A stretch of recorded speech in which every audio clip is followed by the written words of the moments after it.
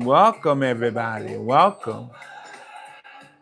Welcome, one and all, to the Soul Awakening Sanctuary Movement, to our live stream session. Welcome.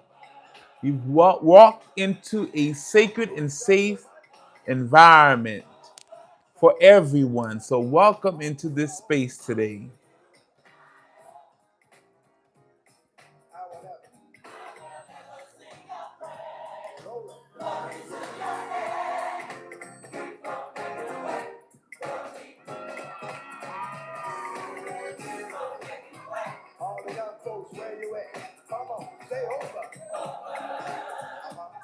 Greetings, everybody. Greetings, Smitty. Welcome into the room. Somebody say over and over. And over again. Done so much. All to you I owe. You I owe. However, I will ever sing your praise. Greetings, Marilyn. Welcome. Welcome, Toots. Welcome. Hope you're doing well. Somebody say over. Over and over again. Always making a way. Somebody say over and over again. As you come in the room, please tap the screen. Share this live, everybody. Do us that favor, will you? Ever sing your praise.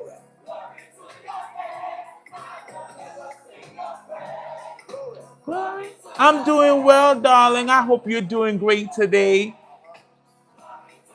I had to take a break Monday and Tuesday, but I'm back.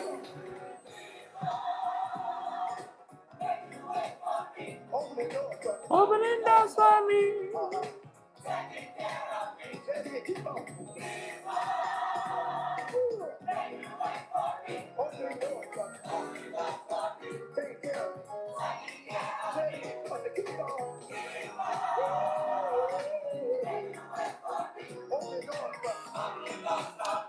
Today, again, welcome everybody. Greetings to everybody on YouTube, TikTok. Welcome into this sacred space. You walk into the Soul Awakening Sanctuary Movement live stream, where I'm your host, Chief Apostle Veronica Yisrael, Chief High Priestess, Global Spiritual Leader, Teacher, Guide, and Prophetic Voice, and founder for the Soul Awakening Sanctuary Movement. And I'm also the host of the Sankofa Sessions podcast. Welcome into the room today. This room is for everyone who's decolonizing, deconstructing from harmful theology, and they're seeking to experience spirituality from an expanded consciousness perspective. And so, welcome. Today, our topic is, drum roll, our topic is, it's the spiritual elitism for me. Why every path to the divine deserves respect. And our subtitle today is Decolonizing Salvation, Reclaiming the Sacred in Every Tradition. That is our topic. And this topic today springs from the post video I posted earlier. So if you haven't watched it, go on YouTube, TikTok, everywhere, and you can watch the video I posted this morning about this topic. And we're going to expand it in this live stream. How people love to use spiritual elitism. Our Christian and Islamic friends like to see that it's their religion and everyone else is doomed. So we are here to express that no matter what faith tradition that you follow, spirituality is not about religion. It's about connecting to the divine within you. And whatever path speaks to you, that's the path that you should be walking. And no one has the right to make you feel that your path is less than theirs. So that's what we're going to be getting into today. Really understanding the purpose of spirituality and why every path deserves respect. Not just because you're a Christian and you feel that your way is right. Well, honey, that's you. That's not everybody's path. So we have to learn that everybody's path is equally sacred. And we don't have a right to try to cause people to gaslighting someone else into second thinking their own spiritual path. Ain't no God told you to go out there and try to convert nobody, honey. You're doing that because of indoctrination and colonization. And if you're not careful, you're doing the job of the colonizer for them because you are out here trying to convert people to something that is not authentic to them. Uh-oh. So welcome in. It's going to be an interesting topic today, honey. So if you're not ready, greetings, Miss Henderson. Good to see you, love. Thank you so very much, Seductive Tease. Thank you. Hope you're doing well today. I love all of you. And so let me say this. If you're not on the spiritual path to awakening the divine within you, this might not be the live for you.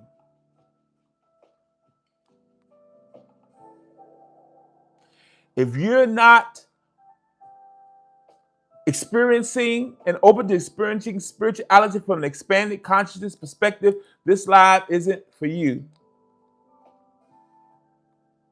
So if you're not open to learning other than what you've been indoctrinated and programmed with, this is not the live for you. Just want to put that out there. If you come in here to be a Jesus freak and want to tell people all of that, this is not the live for you, honey, because today you will be completely dismissed off it. And I may just tell you about yourself. That is true. Baba Anjunai. I don't know. I may be mispronouncing your name. I'm sure I am. But your spiritual essence is born with you, and no one has the right to tell you otherwise. That's exactly what we're talking about today. And so peace and power, beautiful souls, beloveds that have joined us today. We're so happy to have you. Welcome to the Soul Awakening Sanctuary Movement live stream. This is a virtual sanctuary for everyone that want to come and join in a community to really open their eyes and to expand their consciousness. Salutation, Mrs. Lemher. I am her. Okay, I think I am her. Good to see you, love. Greetings of peace, love, light, abundance. So happy to have every one of you join us today. And so again, if this is your first time, I'm Chief Apostle Veronica Yisrael, your Chief High Priestess, guide, spiritual midwife, divine disruptor, and we are here to open the doors to spiritual enlightenment. Maybe you're on this spiritual path already. Thank you for the roses, Ms. Henderson. You may be on the spiritual path already. You're just starting your spiritual journey. You're awakening, and you're trying to find your bearings. We are here to help. If this speaks to you, stick and stay a while. If not, we bid you peace on your way. So before we begin today, I want you to go ahead, click that like button, press those hearts, tap the screen for us, share this live stream. Everybody share it. At least, I know all of you probably got at least 10, 11 people that's following you. Share this out to each one of them, to 10, 11 people. It allows you 15 people to click at once. So press those people and send this live out. We want to get this live out to as many people as possible on their FYP. And so I want you to invite someone who's been questioning their narrow road. And they want to expand from looking narrowly just at one thing and want to expand to see what all their spirit speaks to them.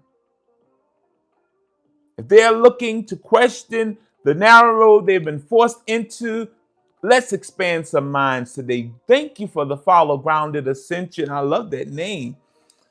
Thank you, Fishy. Thank you, everybody. Welcome. Thank you for the sharing out the live. We appreciate that. And if you are ready for this session today, I want you to type in the comments. All paths are sacred. If you're ready to get into this topic today, come on, everybody. Put that in the chat. All paths are sacred. Come on, I want to see it. I'm looking.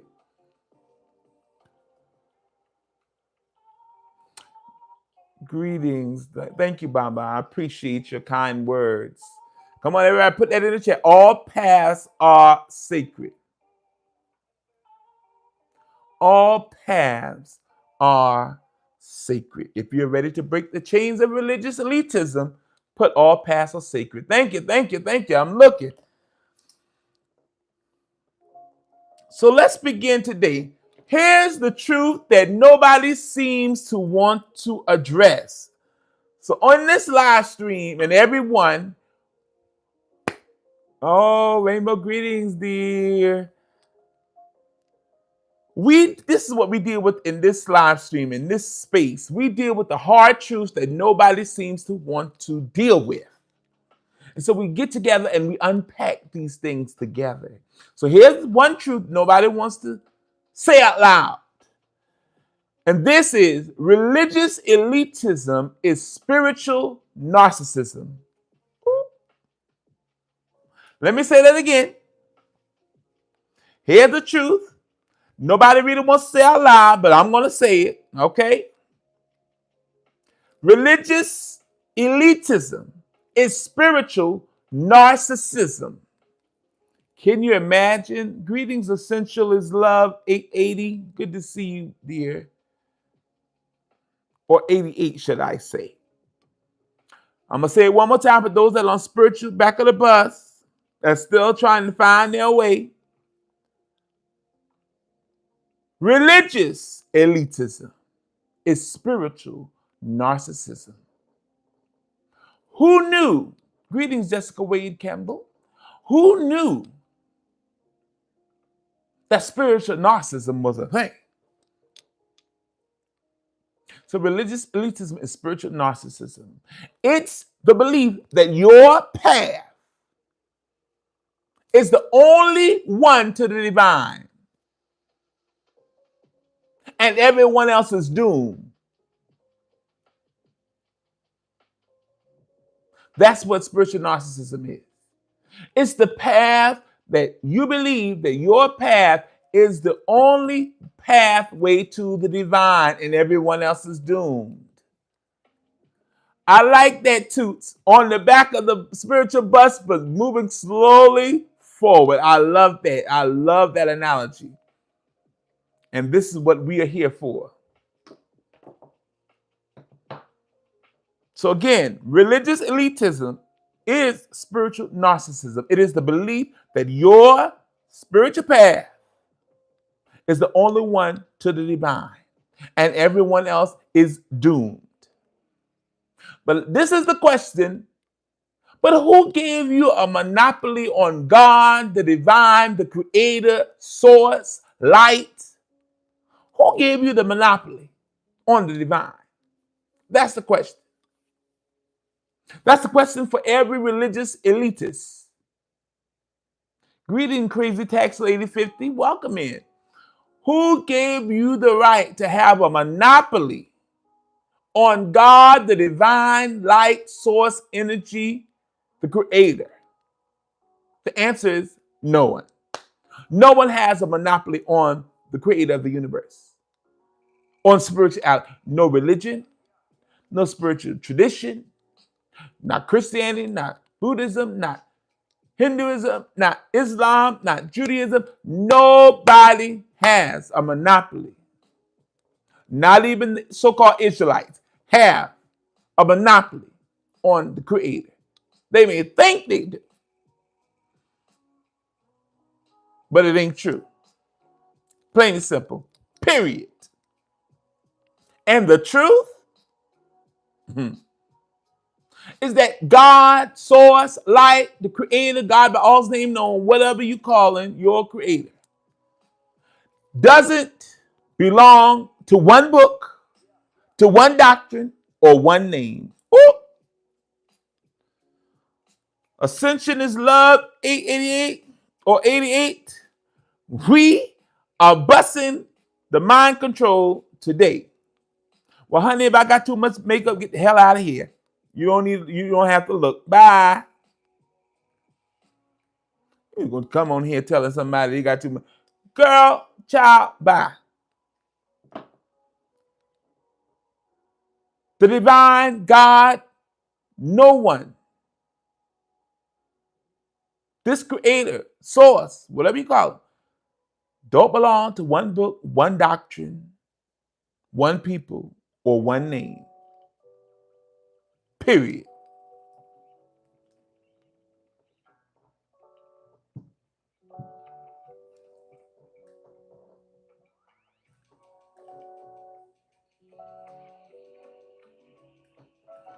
So that's what we have to understand. Nobody.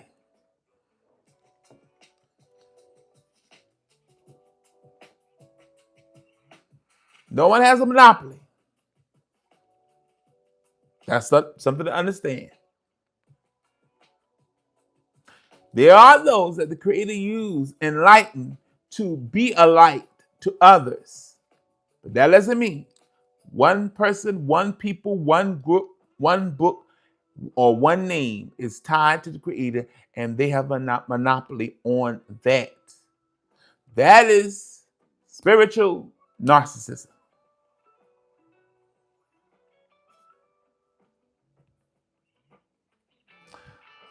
So let's define spiritual elitism. Again, spiritual elitism is something that many people, even in the spiritual community, struggle with. That's right, Ascension. The Creator just is the all, the source of all things. And people love to live in boxes. And they think, well, I found it, and this is what's right. Everything else is wrong, and you need to join in, and you need to follow. But who died and made you God? Who died and made you the Creator? Everybody say, when you look at all these religions, everybody said, oh, they had a dream, or they had a vision, or this came to them, as if that validifies their tradition that they're now starting. And there's nothing wrong with that. And all those who follow behind that, it's good. If that speaks to them, fine. But it does not give anybody the right to try to void, discredit, or disrespect any other one's path. That's right. Who made them the Creator of all? No one.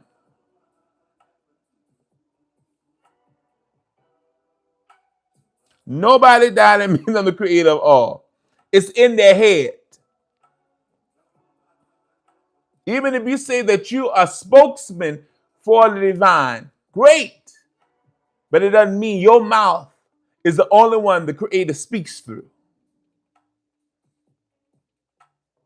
See, spiritual elitism refers to the belief or attitude that one's spiritual path, understanding, only your practices or experiences are superior to those of others.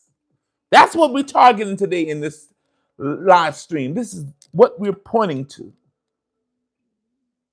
The belief that your experience of spirituality is superior to those of others. And it often manifests as a sense of spiritual superiority, condescension, or exclusion towards individuals or groups deemed less evolved, unenlightened, or still asleep. So even those of us that are spiritually awakened have to be careful that we don't walk around with our nose in the air and treating those who are still asleep and that are still has a colonized mind, treating them that less than. because that's not going to help them wake up. That's going to help them double down in what they believe, and that is the colonized way. Thank you for kind words, Baba. So this is very important to understand.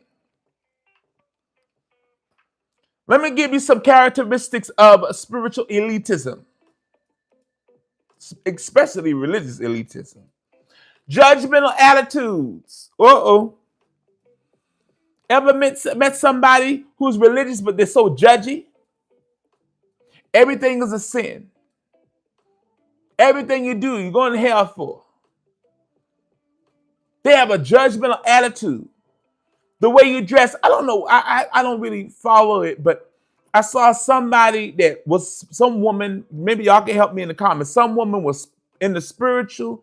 She was in spirituality and whatever have you. But then all of a sudden she went back to Christianity and now she's slandering spirituality and XYZ. Well, then she held a prayer conference or something.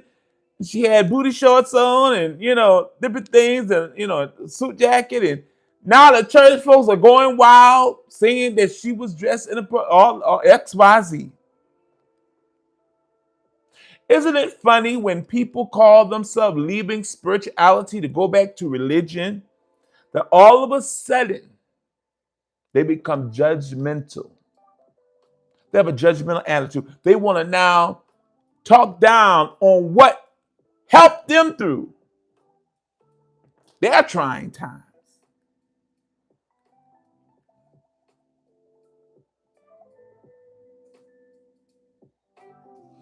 Isn't that something?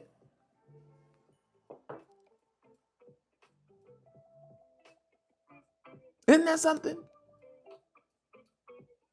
Listen, ascension is love, honey. Let me tell you, you're in that same vein I am. How are you being judgy about people going to the, doing this, and you was just in the bar with us last night? Like, really? Are you really up here showboating?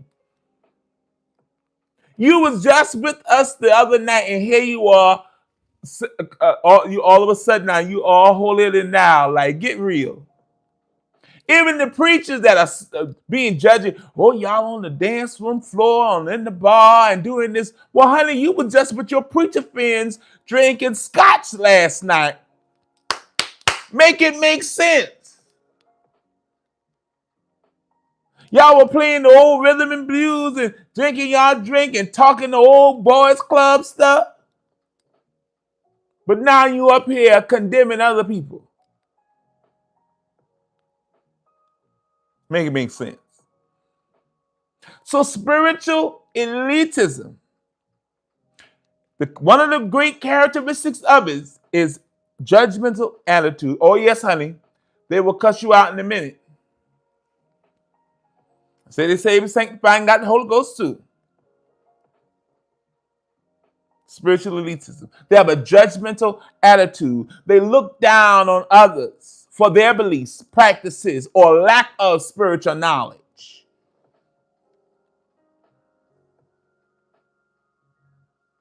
Second characteristic of greetings, what's his name? Johnny Brand. Greetings, good to see you.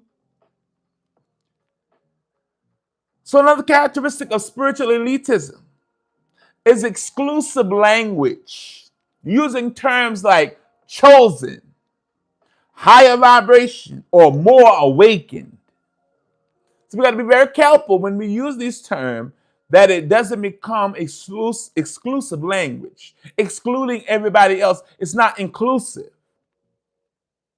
You're building verbiage in a way that creates a spiritual hierarchy. We got to be careful that we're not just doing what we were doing when we was in religion, creating spiritual hierarchies, thinking that one is above another. Yes, places titles on yourself, coming title crazy. So we got to be very careful of these characteristics. Another characteristic of spiritual elitism is gatekeeping. Gatekeeping is a characteristic of spiritual elitism or religious elitism. You think if nobody come to your school, come to your shrine, come to your whatever, then they ain't got the truth. That's right. Place yourself in a different box. All y'all in boxes. You separate yourself. Religion is the main thing that separates us.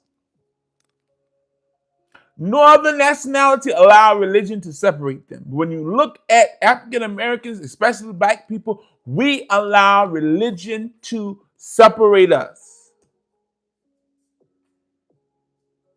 Even on our jobs, if somebody, especially Christians, honey, somebody don't believe in what you believe in, all of a sudden there's a problem. You don't want to work with this person, honey, because they believe in this and that. I think that's demonic, honey. I don't want nobody who got a demon working with me. See, we allow our religious affiliations and this dogma to cause divisions in our communities.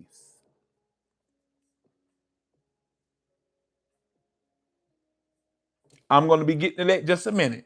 We're going to be talking about what are the reasons that this spiritual elitism, religious elitism even started, and what we need to do to begin to dismantle that. We're going to get to that in just a moment. So gatekeeping is another characteristic of spiritual elitism. Withholding teachings that could help people. Keeping it to yourself.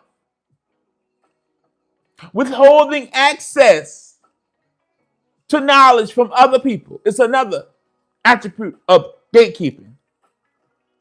You're not willing to share truth with other people. Or withholding your acceptance of other people's very spiritual paths based on arbitrary standards of worthiness or spiritual status. All of this is characteristic of gatekeeping. Not only does it stop with spiritual or religious elitism, it even goes down to in our own personal life elitism, gatekeeping. We don't want to put on another sister of a good product or something. Why? Because we are gatekeeping. We don't want nobody else. Just like people, I don't want nobody dressed like me. I don't want nobody wearing something. I want one of one. See how vain we've become? Gatekeeping don't want to give other people knowledge and access to things or even give them acceptance, love. We want to keep it all for ourselves.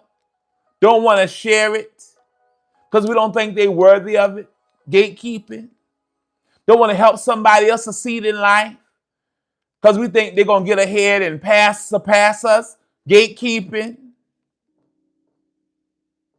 Don't want to push somebody else's business because you're afraid they're going to get more business than you. Gatekeeping.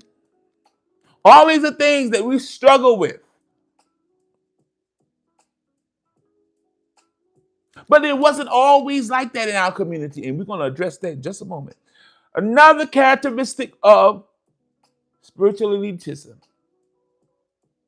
is ego masquerading as enlightenment. I say that again. Another great, horrible trait of religious and spiritual elitism, characteristic, is egos masquerading as enlightenment. People are parading their ego around, playing like they are enlightened, when really it's just your ego on Front Street parading itself as if they are truly enlightened when they're not. Using spirituality to boost one's ego rather than to help them cultivate their ego, to integrate their ego. Instead of using spirituality to cultivate humility, compassion, unity, they use spirituality to boost their ego. So they're around masquerading as if they're enlightened. That's why essentially their ego is wild and out of control. You know, it's funny. What even brought me on this topic is because all of the unkind, let's say it like that, because I don't want to get flagged, unkind remarks I get, especially on YouTube, all kind of in the line, all kind of unkind remarks.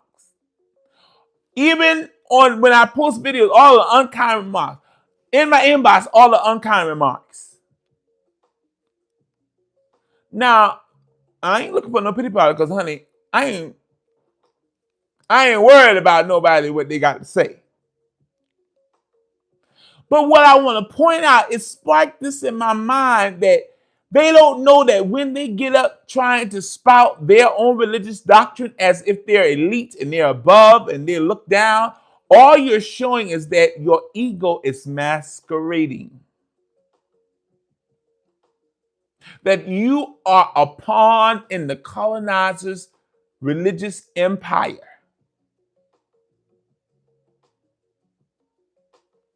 Oh, yes, Baba. Oh, they be saying, honey. They say all kind of things, honey. But all it is you showing your hand that your ego is masquerading. That you haven't truly cultivated humility, love, unity. Oh, yes, honey. They are afraid of the light and they love darkness.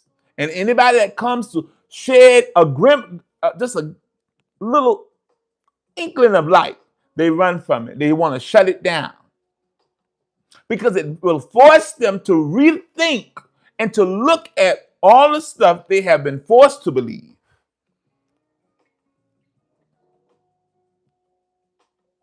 That's right. You gotta allow your Ori to guide you. Allow your spirit to guide you. If not, you will be lost in the sea of illusions. Let's just talk about this for a minute.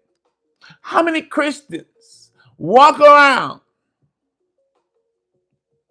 And somebody said, why are you always talking about Christianity? Because most of us, especially Africans born here in America, are acquainted very well with Christianity. But let's be honest.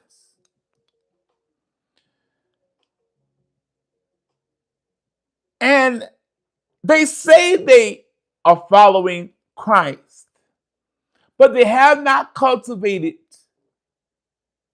the attitude, the mindset that Yeshua, commonly called Jesus, was all about. Love, peace, unity, accessing the divine within you.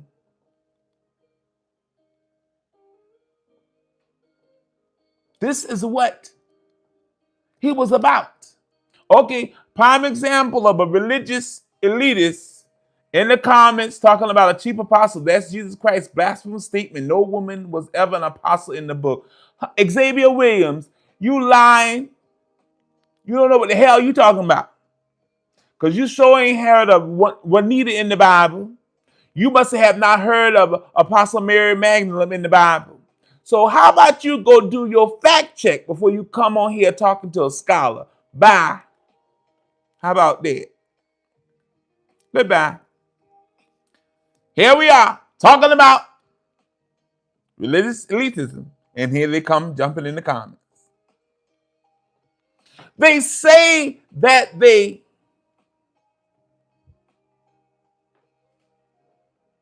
are following Christ, but their behavior, their consciousness is not following the characteristics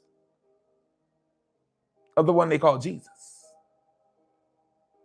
They're not following the characteristics of the one they call Jesus. Because if it is, they would not be religious, they would be spiritual. They would be expanding their consciousness. They would be knowing that God is not in the sky, but within you. And you'll be awakening your power that's within you, accessing that power that's within you.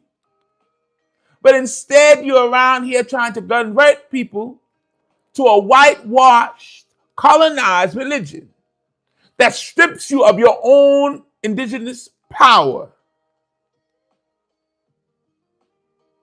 and have you out here looking crazy, like you Uncle Tom.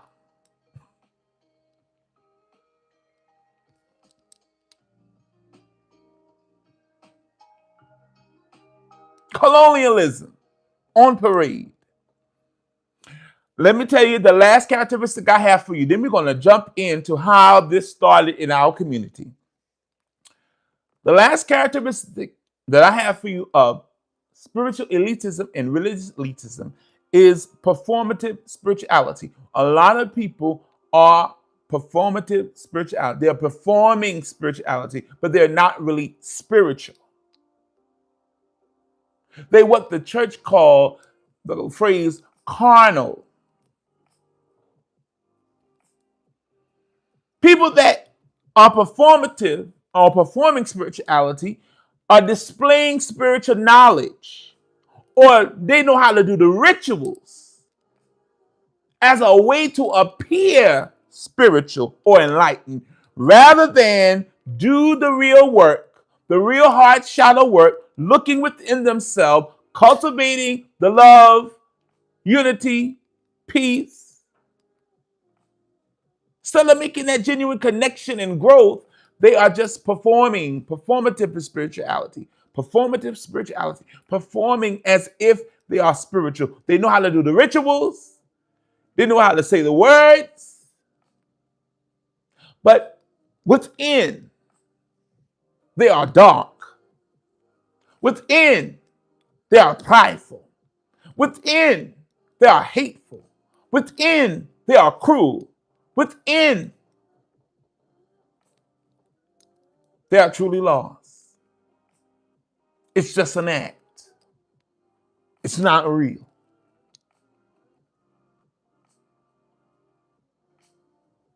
That's why the Ascension is love 88. The same Bible they quote says to them that God is within. And yes, they still hop over it as if it were not even in the Bible. And they hate when I say, religious people hate when I say that you are God in flesh having a human experience. They hate when I say that. But Jesus said the same thing. When they call him a blasphemous for saying that he was God, and he said, is it not written in your law? He was referring to Psalm 82 and 6 when he said that in the New Testament. Is it not written in your law that I have said, ye are gods? And if it's written in your law, it cannot be changed. When you reference it back to Psalm 82 in the Hebrew Bible, it says, I have said, ye are gods and are all children of the Most High. But you'll die like men and princesses. Why? Because you allowed the colonizer to trick you out of what was rightfully yours, your own divine power, your own indigenous inherent power within.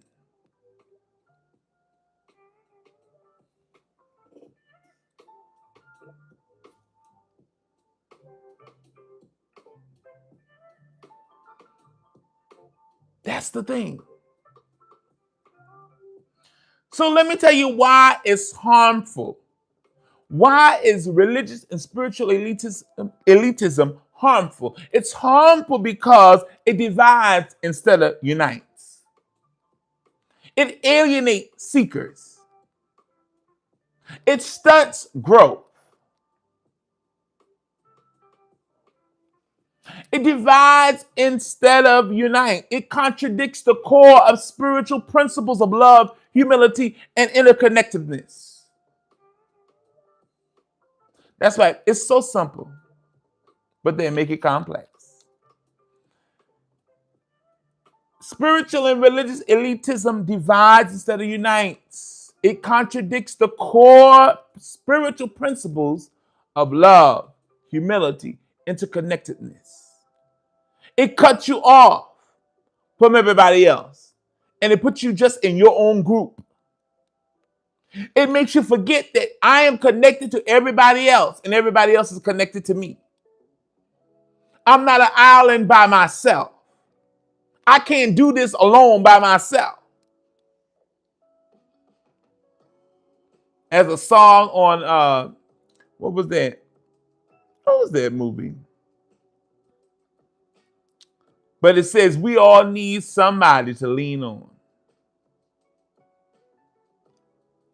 We all need somebody. So also why it's religious and spiritual elitism is wrong and harmful is because it alienates seekers. There are people that are seeking true spirituality from an expanded consciousness without religion, without indoctrination and dogma. But this elitism problem alienates those seekers because people are exploring spirituality, but they may feel shamed, judged, or excluded if they don't fit into the elitist frameworks. So we alienate those who would walk away from the colonizers' brainwashing. Because once we become enlightened or think we're enlightened, then we like to act like we know it all and that we got it all and can't nobody do it better than us. And it turns people away. The same reason why they left organized religion be the same reason they turn away from spirituality, because of this elitism. We just swapped it from religion to spirituality. We just swapped it. Same concept. Because we haven't changed within us. We haven't tackled the problem. Let me say this. You're quoting Romans 9:13 saying that God loved Jacob and he hates Esau. Any loving creator, source of all, that says he hates one and loves another is not a loving creator. And you have a misconception of the divine. If you think the divine hates one human being but loves another, or hates one group and loves another, you have a colonized understanding of spirituality and the divine.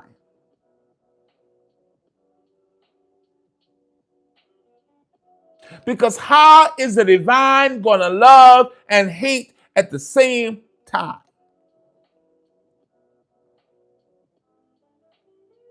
So don't quote scriptures to me because I know the book inside and out. Don't quote scriptures. Let's come and reason together. Don't quote what the colonizers told you and gave and shoved down your throat. Come and let's talk about decolonizing your faith, decolonizing your mind. Because quoting a bunch of scriptures is not helping you.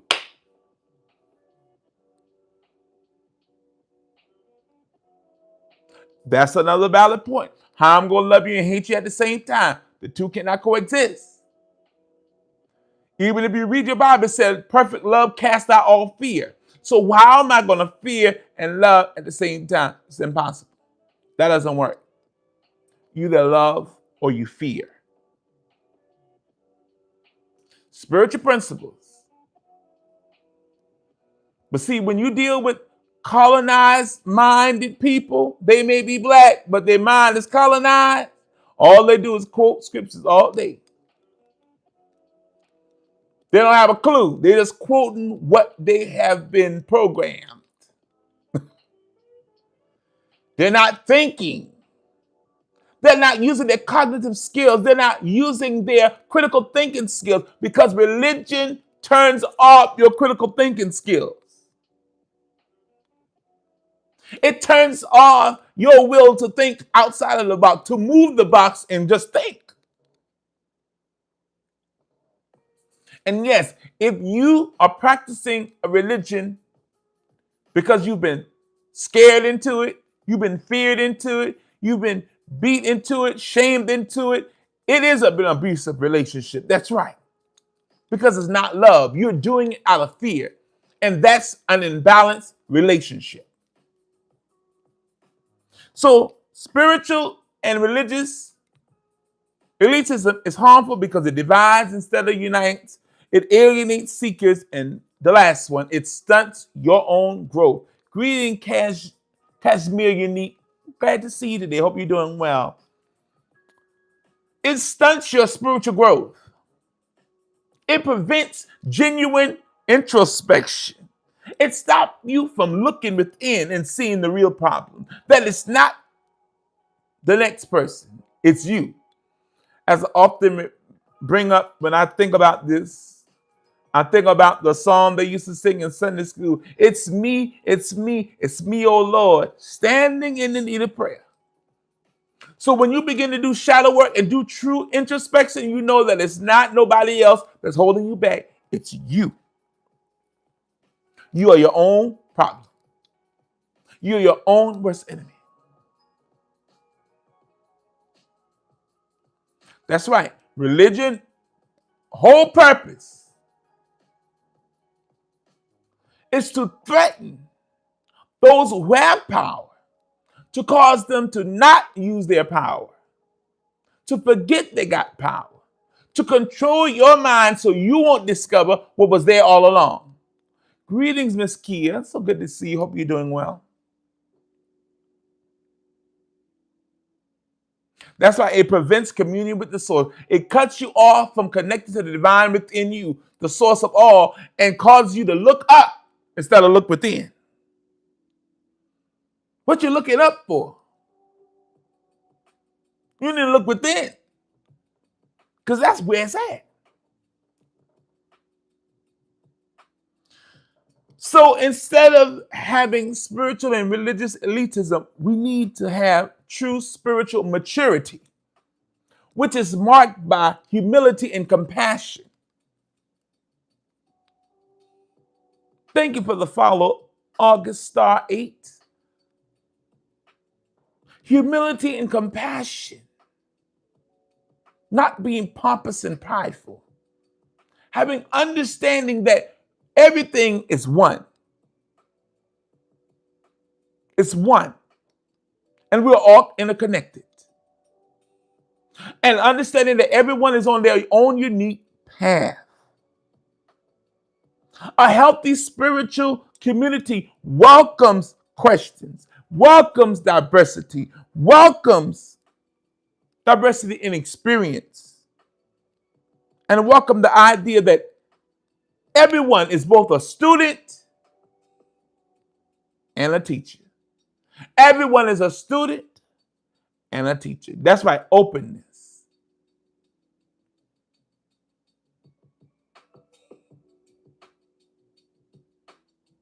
Openness. That you are a student and a teacher. It's not a one-sided thing.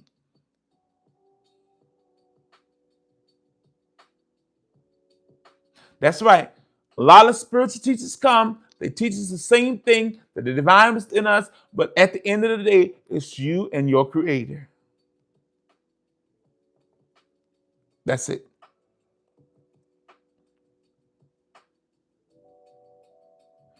So, how did religious and spiritual elitism come into our community as people of color, melanated people, black people? Where did we get this? Where did it come from amongst us? Because we weren't even a religious people.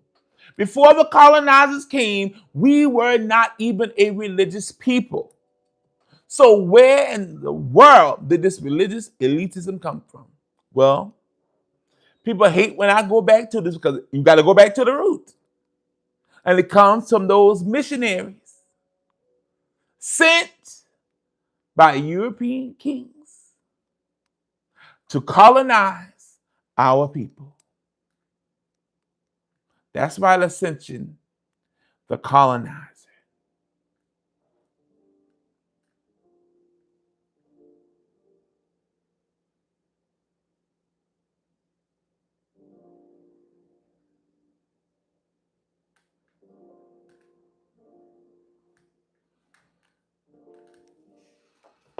The colonizer came, sent the missionaries to save souls, they said. But they came to demonize our ancient African spiritual sciences, to demonize our indigenous ancestral wisdom, to demonize our own ancestral spiritual technologies.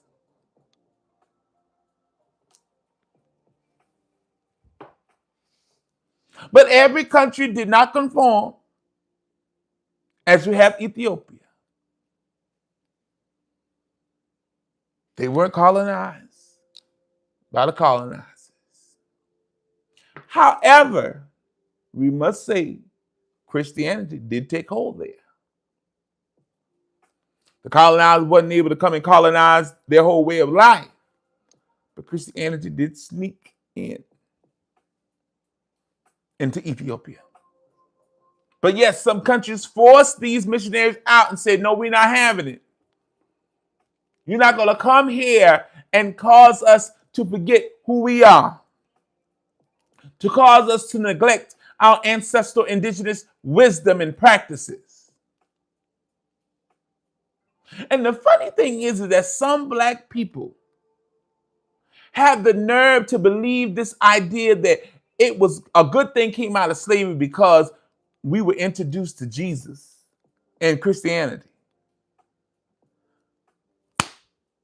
Like, when I hear people say that, I'm like, are you thinking straight? Are you hearing yourself? So that means you know that if the colonizers never came and sent their missionaries, you would have never known about Christianity, right? Right. And you would have still been practicing your ancestral wisdom, your own spirituality from your indigenous land, right? Right. How much has this new religion that you found helped you?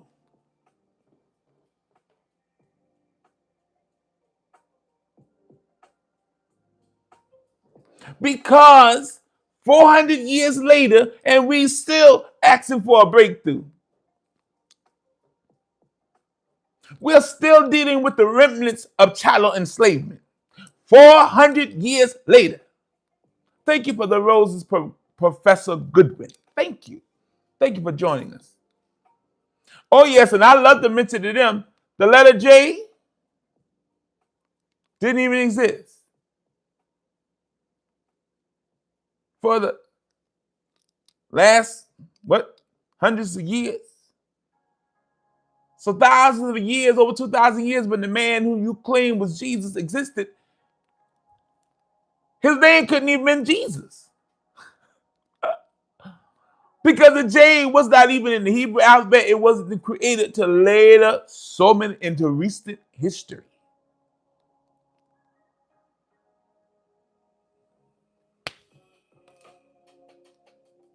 So we got to understand that this belief system that we've been drugged into, this hell of a drug called religion, indoctrination, it manifested in our communities because these missionary movements came in saying they were saving our soul, but really they were coming to demonize our indigenous wisdom because, as I talked about, the King of Belgium, when he sent the missionaries to the Congo, he told them in a letter, and one day I'm going to go and read it piece by piece, and we're going to dissect it. He said, you ain't going to them teach them about God because they know about God anyway. They know about God. They know about spirituality.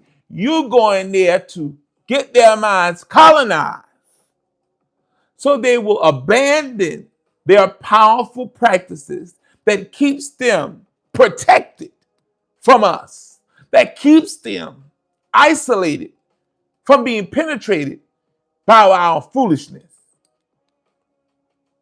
You're going there to implant a mind control in their minds through this religion so that we can take and cipher all their natural resources. You're going to give them the Bible. You're going to teach them to close their eyes, bow on their knees and pray. And when they open their eyes, all you got the Bible and Jesus, a new religion. And these colonizers done took all your natural resources, took all your wealth, took everything, and then made you a slave in your own country. made you a slave in your own indigenous land.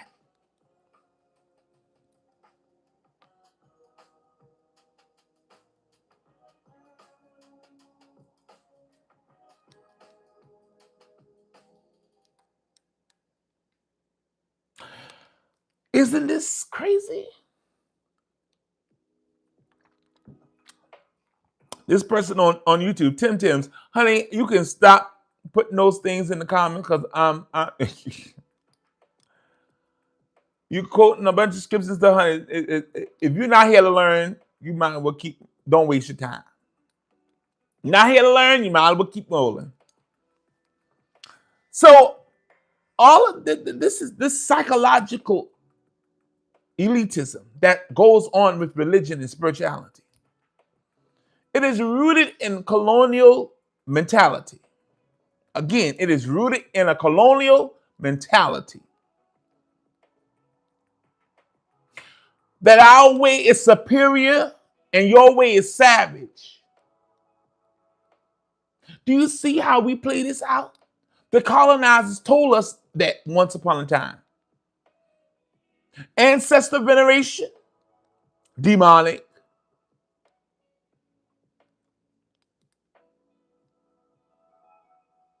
Talking to your ancestors that have gone on from this veil to the other side, demonic. Your rituals, demonic. Your ancestral wisdom and practicing, your natural medicine, indigenous medicine, demonic. Barbaric, savage. But you need to now accept Jesus and Christianity, and you will be accepted in God's kingdom. Not knowing that the kingdom is already in you, honey. So that's what they told us. Thank you, TRC, for the follow. We are doing the same thing when we tell our fellow black brother and sister that they need to accept our way if they're going to receive the kingdom of God.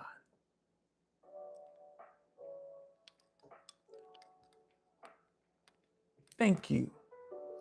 Thank you for your gifts. Everybody tap the screen for me.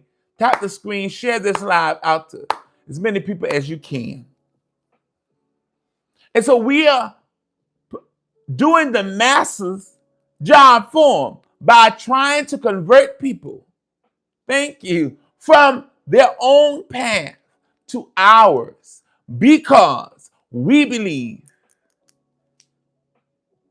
that is the only way. And how did we come to that knowledge? We were taught that. We were programmed that way. And so generations down the line, this has been instilled in us. And we haven't waken up and left it yet. Thank you, thank you, thank you. I want you to remember this, that religious elitism isn't spiritual maturity. I'm going to say it again. Religious elitism is not spiritual maturity. It's indoctrinated insecurity. Say it again. For somebody on the back of a spiritual bus, I want to bring you to the front.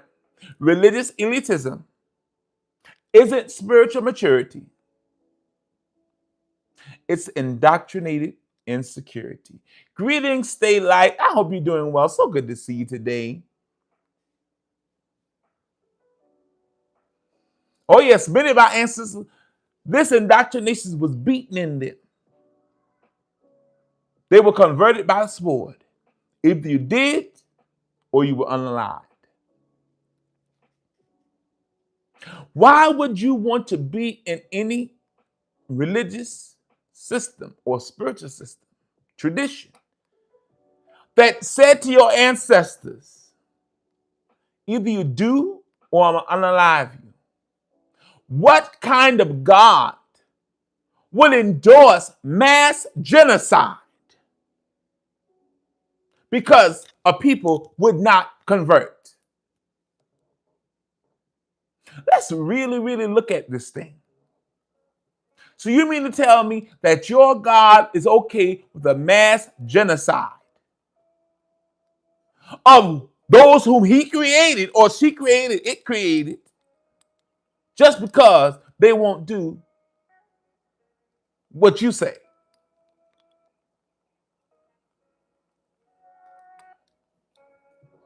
And even those who they call the chosen people, when you look at the Hebrew Bible, Genesis, all the way through to Malachi, they never followed the damn thing their God said do for more than 2 minutes. Next thing you know, they was going back to doing what they was doing before. So who is fooling who here? Oh yeah, these things were done in front of everybody to make an example. And don't you know, people have religious trauma because people practice that today. They shame you publicly to make an example out of you. They humiliate you. Emotional and verbal abuse in front of everybody to humiliate you, to make you out of example.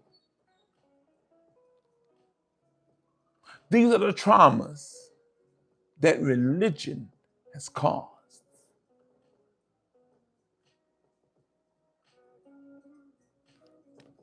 Isn't that something? So religious elitism isn't spiritual maturity. It is indoctrinated insecurity. Don't you know so many preachers don't have they don't have a concept that what they're doing is indoctrination, and indoctrination is not a good thing? I heard a preacher talking. I heard a little clip. It was on my feed. And he was talking about, and he used the word indoctrinating people. And that people don't stay in the church because we ain't indoctrinated them. And I said to myself, this black preacher, this black brother, do he not know that indoctrination comes from colonialism? That indoctrination comes from our colonizers and what they did to us? And now you're talking about we need to indoctrinate other people?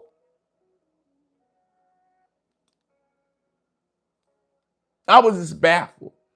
Because I also heard him talk a month or so ago about standing in solidarity with black folks, and when it came to talking and all that. So I said, now you're talking about indoctrinating people? Like, wait a minute, what side you on, bruh? What side are you on? That's true. Ascension is love, 88. Many of them know, but it's about the money. It's about their bank account. It's about their insurance. It's about their lifestyle. So they're not going to tell the truth. They're going to keep up with the lie. That's right. Their greed is going to keep them lying to the people, lying to themselves, because they know the truth. And they know, if I tell you the truth, then there's no need for me anymore. You won't keep coming to the church paying tithes and offering because you know the jig is up. They ain't going to teach you about Maat because Maat will put them out of business, honey.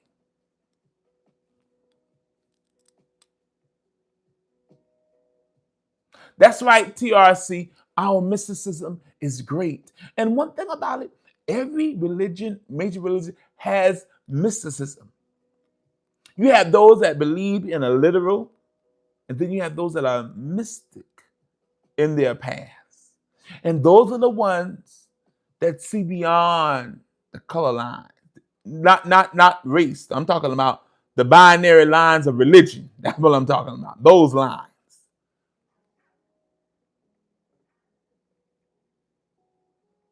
Money and power. It's Queen to you. Good to see you, dear. Thank you for joining us today. So let's deal with a historical context. How did we get into this religious elitism thing? How did this start? How did it take root in our African community, our black melanated community? Well, it was through the Crusades. It's funny how many black people down my timeline was talking about, oh, the new pope this and the new pope this, but did you not see Like he's doubling down on the same old doctrines the Roman Catholic Church has been standing on for years. He's not being a breath of fresh air, bringing anything. He won't even acknowledge his ancestry, child. So what is y'all talking about?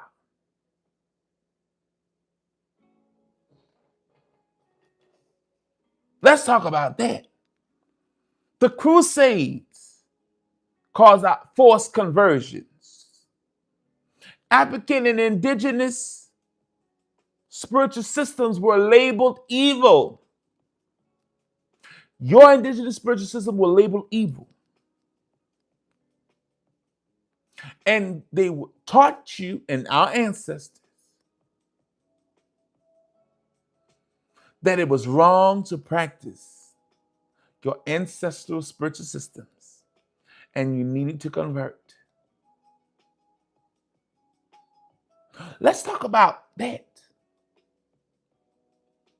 How you were forced, our ancestors were forced into practicing something that was not authentic to them.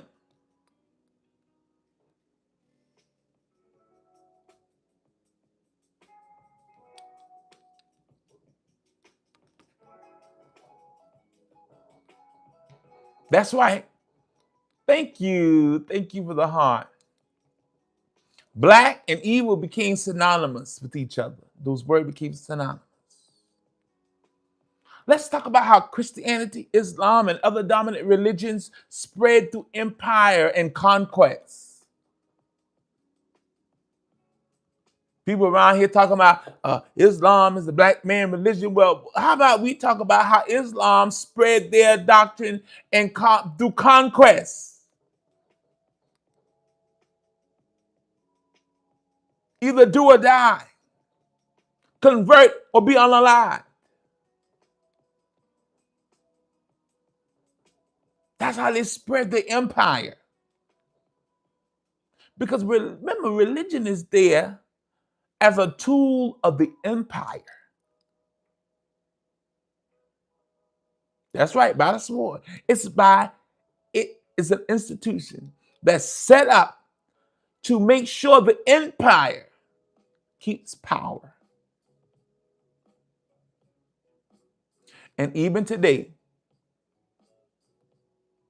the churches is another plantation that keeps the empire in place. How many preachers are getting kickbacks from the government? That's why they ain't gonna tell you the truth, honey. Because they in bed with the government.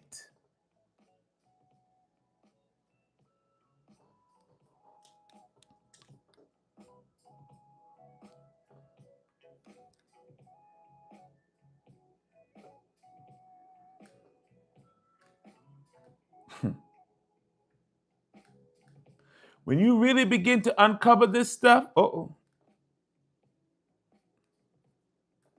when you really begin to uncover this stuff,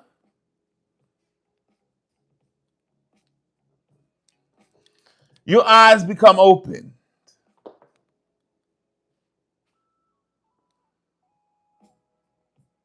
And people are practicing this still today. They're around trying to proselytize, convert people, indoctrinate them.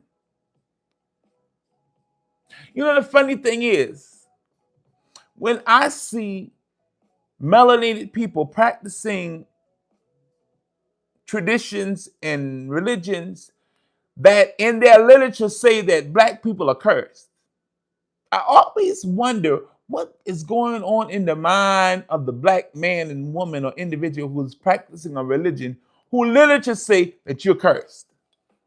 In 2025, I want to know what is wrong with your cognitive skills.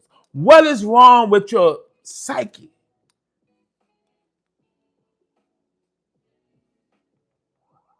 Simple answer. They have a colonized mind and they're being controlled. Use, for example, those who are part of the Church of the Latter-day Saints, Mormons. It wasn't too recently that they even let black men into the priesthood in modern times. But you have black people converting to these things that is against their own. It is a sin against their own personhood.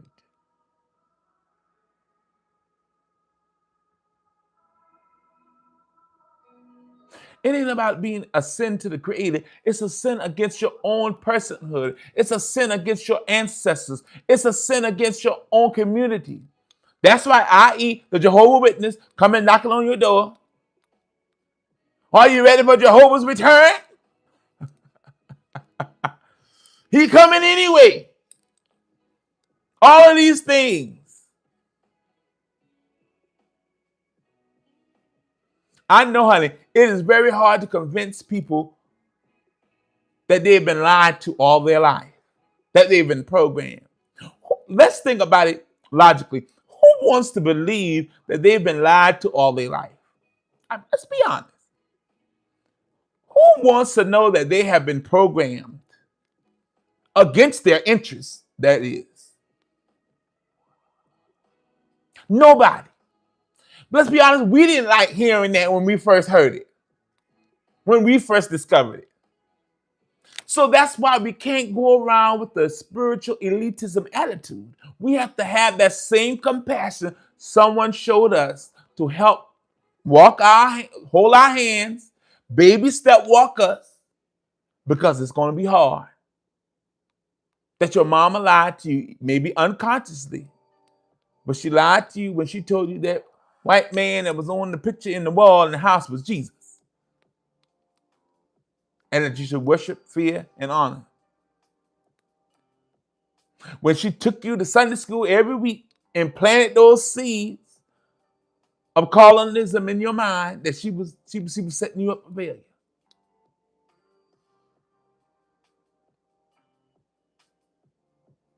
Let me tell you something. That's right. They didn't know no better. They didn't know no better. And if we're honest and we go back historically, our black mothers and grandmothers started teaching us how to be compliant. Why? Because they wanted to save our life. Because they knew if we didn't obey, we was going to get whipped by the slave master. They knew we were going to be punished. And so to save us, they began to teach us how to be compliant, how to be docile to save our life. It was a survival mechanism. But today we have still to break that and come from under that. We're still under that same thing. When a police stop, most black people, no matter their gender, that's why survival turned into a lifestyle. That's right. When they see a police, their heart start panicking. Not everybody, but most black people, they start panicking. See the police, see those blue lights, start panicking. And you've been taught how to handle. Don't look in the eye, or hold your hand on the steering wheel. Do this, do this, do this, do that. It's a life of trauma and survival. But your white counterparts don't have to do that. They don't have to live in fear of their life being taken away from them at any time. Honey, you stay light, honey. You're the only one that panic.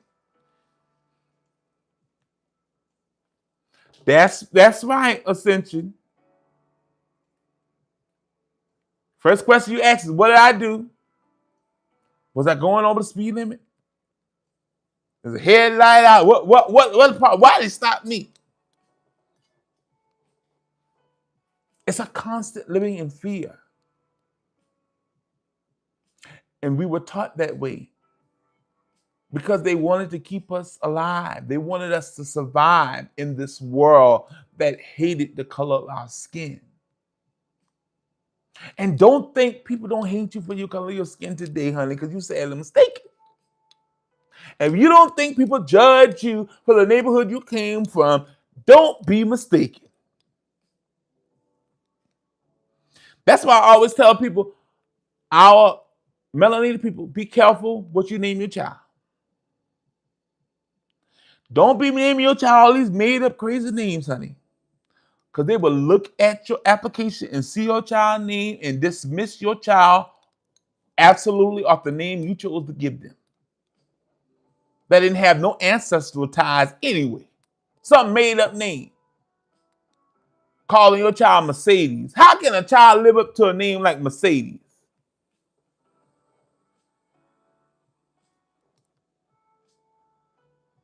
Name your child Porsche. How is she going to live up to a car Porsche? The name has no spiritual significance. When you name your children, it should have an ancestral tie. It should have a prophetic tie to it. Because that name you name your child has a prophecy over their life of projecting their future. That's when our ancestral wisdom, we had naming ceremonies. Ceremonies when you came of age. Rites of passages. But all of these things, for the majority of us, have been stripped away from us, especially those of us born here in the West.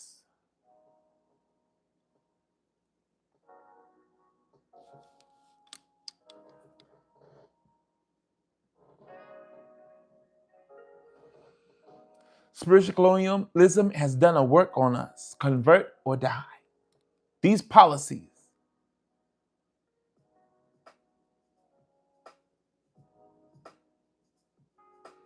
Honey, the 16. The answer Brendan Robinson question. Where would I need to start living the right way? I guess the 1611 King James Bible and Hebrew Bible. My advice to you is to begin to look within. Because so much of what we've been taught has been lies, whether consciously or unconsciously. I would tell you to begin to go back to your ancestral practices, to look within you, to find the divine that's within you. Because we've been taught that God is in the sky, that God is everywhere else, but within you. And that's where the divine is in you. It's not in a book, it's not in a building, it's not in a religious leader. It's within your soul, in you. So I advise you to start, first of all, subscribe to this channel. Subscribe to this page. Listen in Monday through Friday, 12 noon when we go live. Listen, browse all the different teachings that we have, especially on YouTube. Hours and hours of teaching. So you can find a sense of balance for yourself. That's why it's Queen to you. So much to undo, so much to remember, so much to learn, integrate. Yes, it's so much we have to do. That's why we created the Soul Awakening Sanctuary Movement, creating a spiritual community for those that are looking how to be guided. They've left organized religion, they've left the church, they've left the mosque, the synagogue, the temple, the shrine, they left everything, and they're looking, where do I go now? And that's what we're here for. That's what we're here for, to help you navigate the gray areas, to help you navigate, well, I've left this and I'm looking to feel my way through. So this is to help you come to an open door.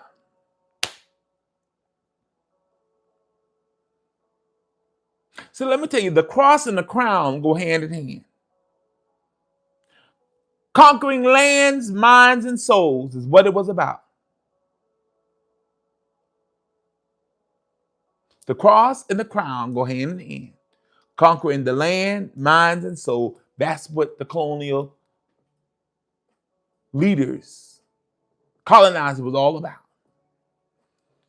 But now we have to do the work of reclaiming the sacredness in all paths. Christ consciousness, not church Christianity. Learning that the Christ is within you. Not somebody who lived over 2,000 years ago. No, it's within you. The Christ concept is within you. And the Christ concept didn't start in Rome. It started in Kemet. In Africa. What they call Egypt. Where the whole Christ concept began.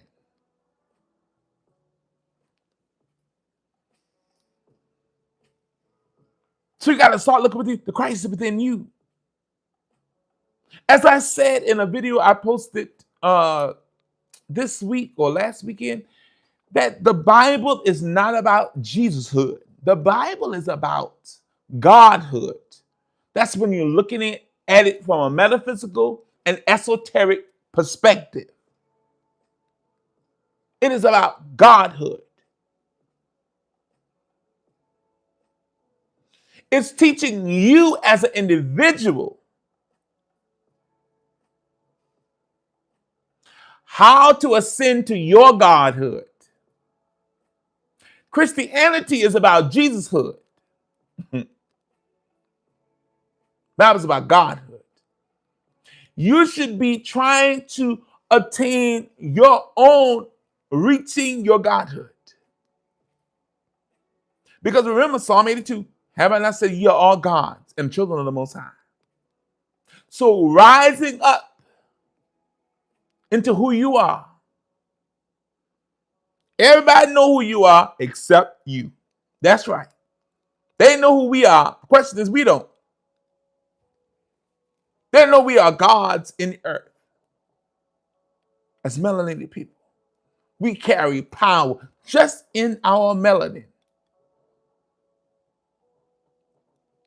But they want us to bleach our skin. They're going having tans done so they become darker. Here we are trying to bleach our skin.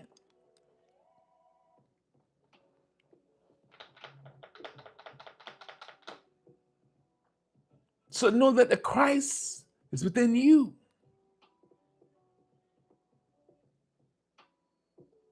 You have to ascend into your Godhood.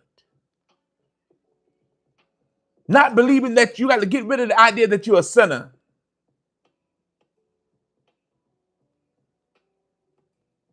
Get rid of the idea that you're a sinner. That you are God in flesh having a human experience. Begin to question everything. That's right. Question everything. Everything you have been taught about God, spirituality, heaven, hell, all these things. You got to question everything. Thank you, Red Rose, for the light.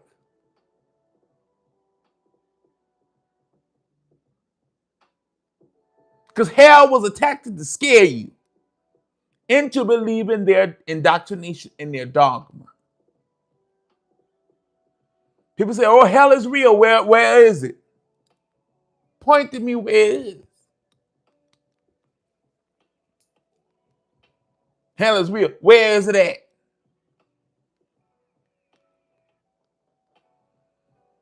It was attacked to scare you into a belief system, to entrap you into the narrow view, to keep you programmed, to keep you scared of living life, scared from expanding your consciousness, scared of tapping into your own divine power.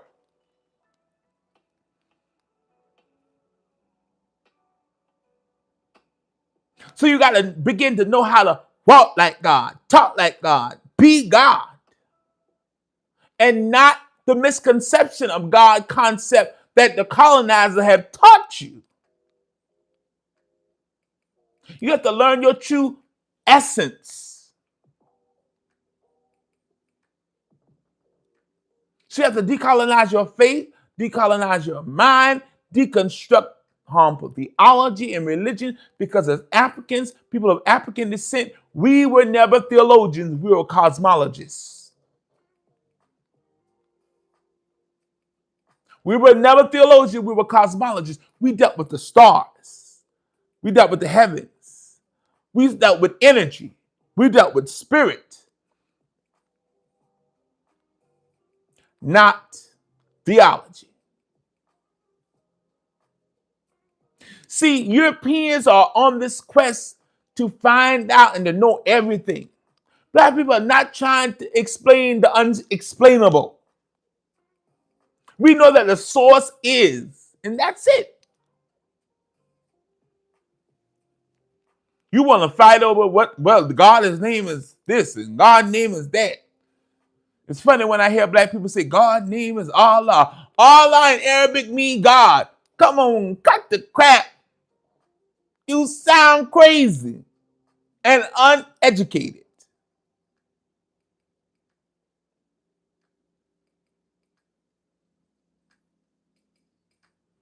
That's right. I always say that if it is true that you are made and created in the image and likeness of the Creator, that means that you are a co-creator with the divine, which makes you a creator. Because we create with the thoughts that we entertain in our mind, and the words in which we speak, and the action and intents that we have, we are creators of our own reality and our own destiny.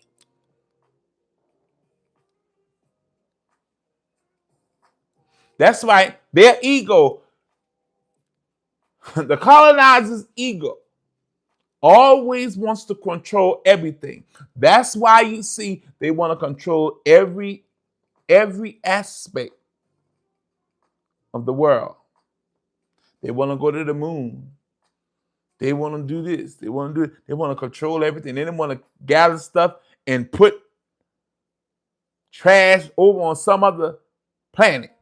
Honey, how do you know that there's not other life existence on other planets, on other places? And here you want to take stuff and put it there.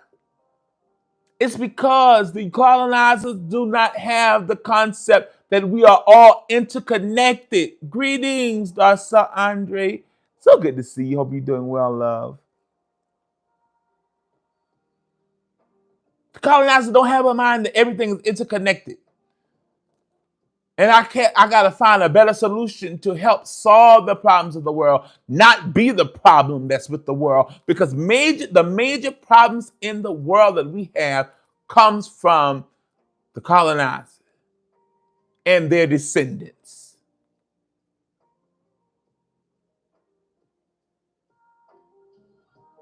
Oh yeah, honey, they claim they've been to the moon. That's what they claim. Have they really been? Or they just went as far as they could in the sky and claimed they did.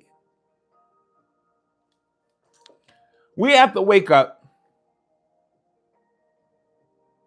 open our minds. So you have to begin to reclaim the sacredness of all paths. Begin to study Maat, which is the divine coded law that our ancestors codified it for us before a Bible was ever penned.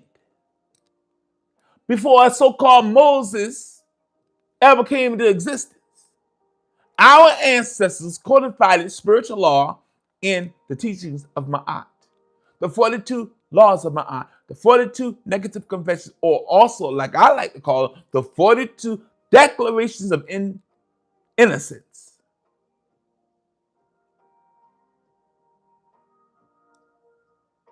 Teaching you about divine alignment.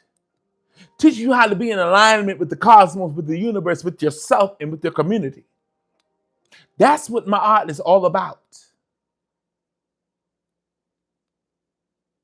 It's about teaching you how to live in harmony with nature, how to live in harmony with yourself, let alone being in harmony with somebody else. Some of y'all we ain't even in harmony with ourselves. We're not even at peace within our own soul. We're not even in peace in our own skin, let alone learning how to be peaceable with other people. So yes, we got our work cut out for us.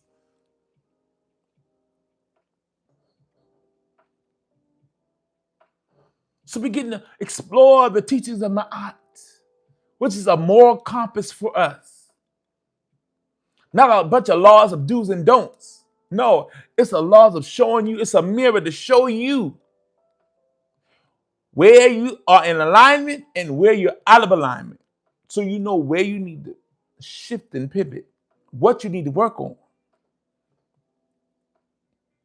And one of the greatest of the 42 laws that I love so much is that I have not sinned against myself, my community, or the cosmos. I quote that one all the time. Because if you learn that one and practice just that one every day, that I have not sinned against myself, my community, or the cosmos. Meaning I'm not doing nothing. So that means you ain't gonna be littering on the ground all over the place. You ain't gonna drink a bottle of soda and throw it out the window.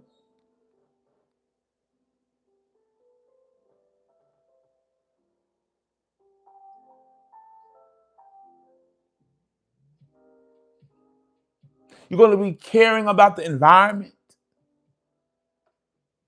I'm not sitting against my community. I'm not gonna sell out my community. I'm gonna respect my community. I'm not gonna take bribes to sell out my community.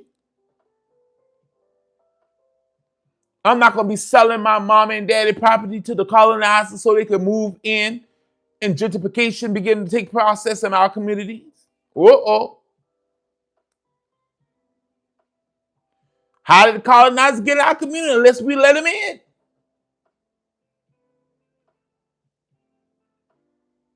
Don't make the same mistake some of my ancestors did.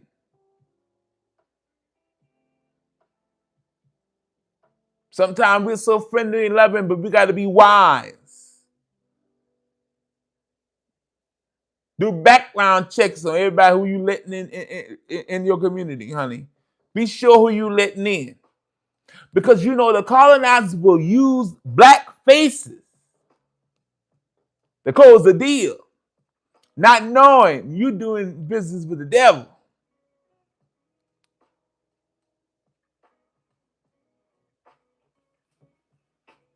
That's why keep up where you are and leave them out.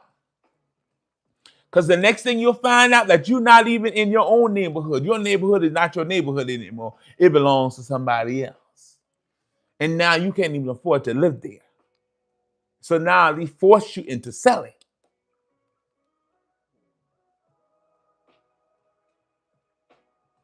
Control is the name of the game. And if you don't have mastery over your own self and use your own autonomy, you will be confused. You will be controlled. Stop letting people think for you. Greetings, Candy Rain. Thank you for being here. Stop letting people think for you. Use your own brain, as the elders used to say, use your brain for more than just a hat rack. That's right. Power in the word no. Know how to say no. And mean it. And stick to it. Stop backtracking, because a lot of us, we like to backtrack.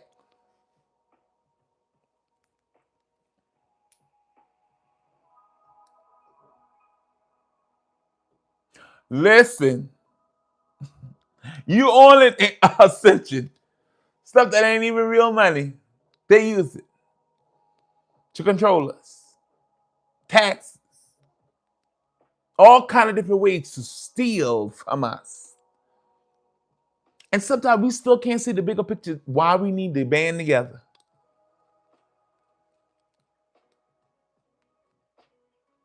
Divide and conquer is how they get us all the time.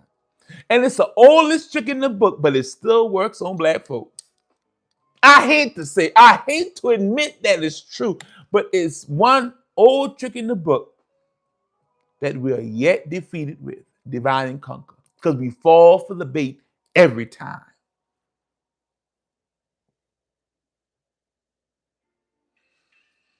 So we got to learn, get acquainted with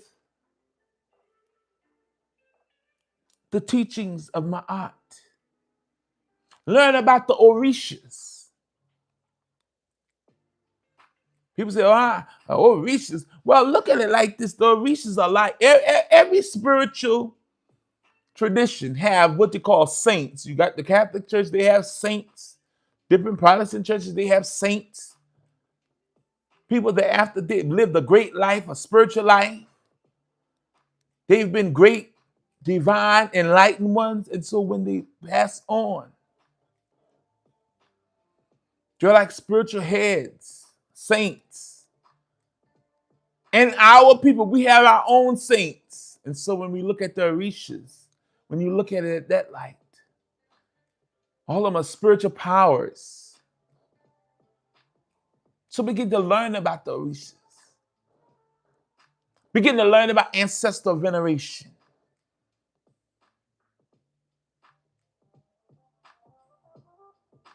That's why isolation, that's it. They use isolation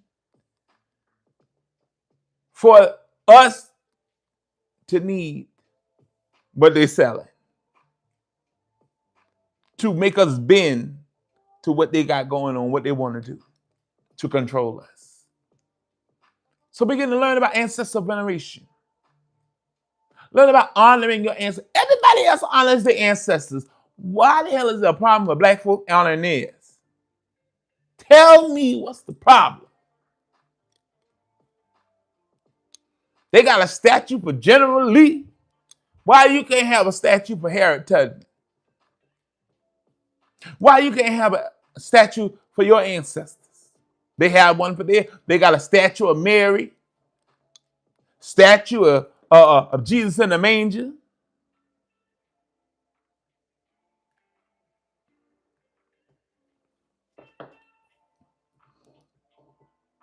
They got a statue of everything, pictures of everything, but you can't have one of your ancestors. They even got an altar in their church, but they don't want you to have an altar of yours in your own home. They're trying to isolate you from your power. They're trying to cause you to believe that your spiritual practices that strengthens you and your lineage, they want to make you feel that it's evil, it's dark, and God don't approve of it. Well, what God are we talking about? Let's get that straight. You talking about some sky dad, or you talking about what lives in me?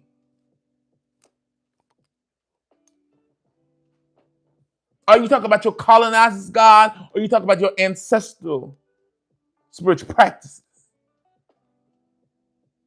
The understanding that your ancestors had of the Creator and the divine.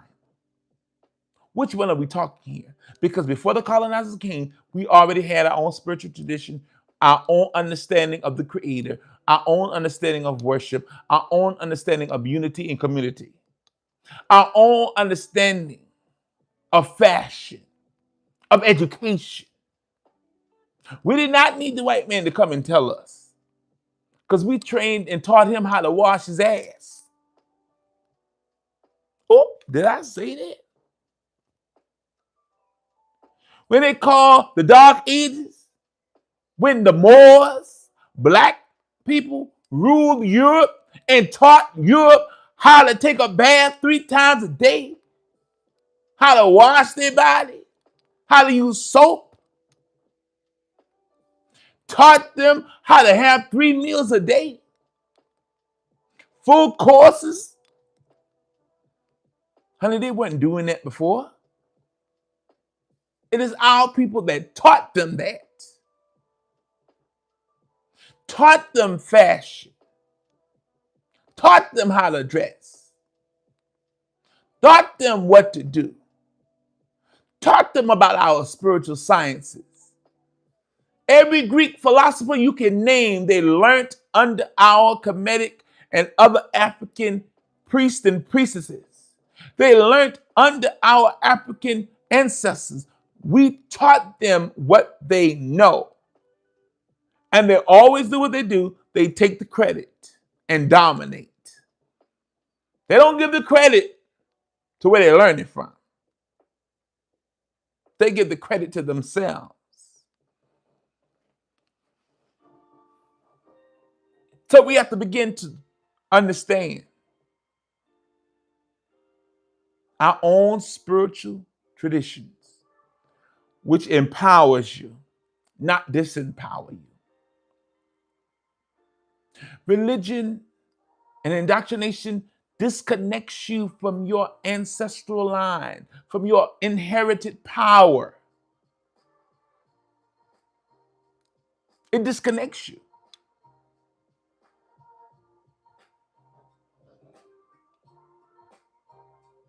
That's right. You're right, Baba. They always spin a narrative where they're at the center. Greetings, Fire Rose 411. Good to see you. Greetings, I'm Keisha Black. Welcome. Oh, Lakeisha Black. Good to see you. Thank you for joining us. The Europeans always spin a story where it's always come back to them on what they did. Like I heard somebody saying, some white man saying, oh, before we came to America, they were just a bunch of Indians running around, savages. I think somebody commented that on one of my videos. And I'm like, excuse me? The native people of the Americas were savages running around killing one another? Unaliving, should I say? Not true. The only thing the colonizers and their kind ever done was learn to divide and conquer, dominate, control, take credit for what they didn't do.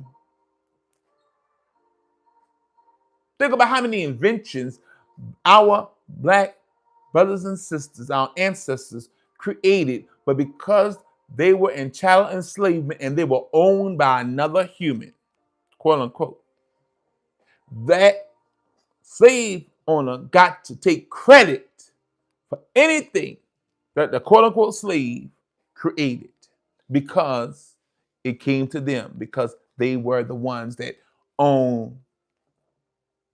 So they took advantage of our own creativity. That's why we created the light bulb, engine, so many things. We created, but they take the credit. They're still doing it today. It was a young lady on TikTok I seen who Walmart, big corporation, took her, she's an individual small starter artist, and they took her creation and pictures that she's worked on and done, took her creation and put it on their stuff, and did not pay her, did not even consult her at all. They stole it. So don't think this is because you're a small creator and what you're doing that, or the big people ain't watching, honey. I know big people, honey, they watch my page all the time and they don't click like or share it or repost it. But they're watching, they clocking, they're seeing, they're hearing. I know people, they'll take what I say and things that I teach and go teach it like it was a revelation they got. And never give credit.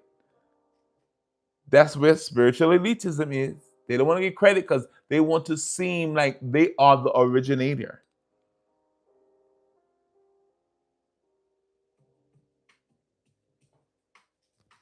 Oh yeah, and it's okay. Here in the Americas. La America, if I can say it like La America. Because they tell lies more than anything. Oh yes. That's what coming back to the divine within you do. It helps you to create something out of nothing. When you look at the book of what it is, Genesis, which is truly the beginning of Isis, when you look at that metaphysically, esoterically, the beginning of Isis, the divine mother. But when it talks about how the world and everything was created out of the proverbial darkness, out of our melanin, we take nothing and make something. We take something from nothing and make it. And we don't need nobody's approval. We don't need a seat at their table. We don't need them to sign off it. We are gods. We have creative power. All we have to do is cut the noose from around our neck called colonialism. take the chip that they planted in our mind in the programming, their indoctrination, take it out, put it away, and walk in your creativity. Walk in your divine power. Walk into who you already was, always. You don't need their approval. You don't need their endorsement.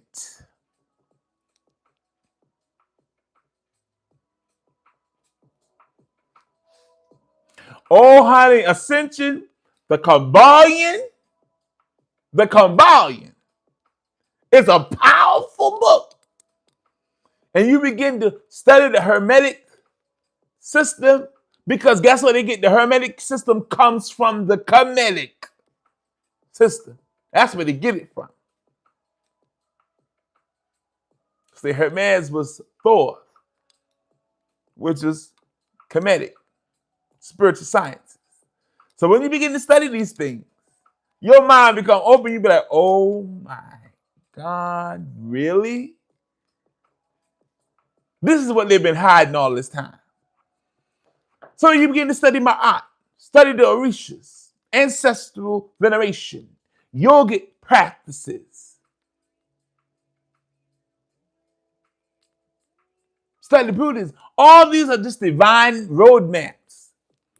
And no matter what path speaks to you, that is what you should be following. Because hell don't exist. Hell and heaven is metaphysical. It is a state of consciousness in which you create.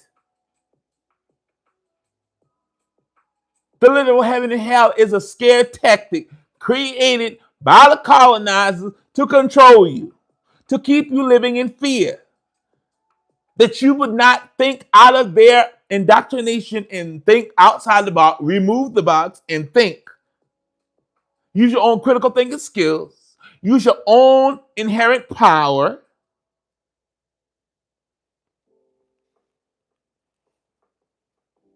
So no matter what spiritual path you're using to get to the divine within you, is sacred. When they say, oh, everybody who don't accept Jesus is going to hell, well, first of all, let's deal with that. How can that be true? The so-called biblical narrative, the character of Moses, well, he didn't accept Jesus, so, well, is he in hell too?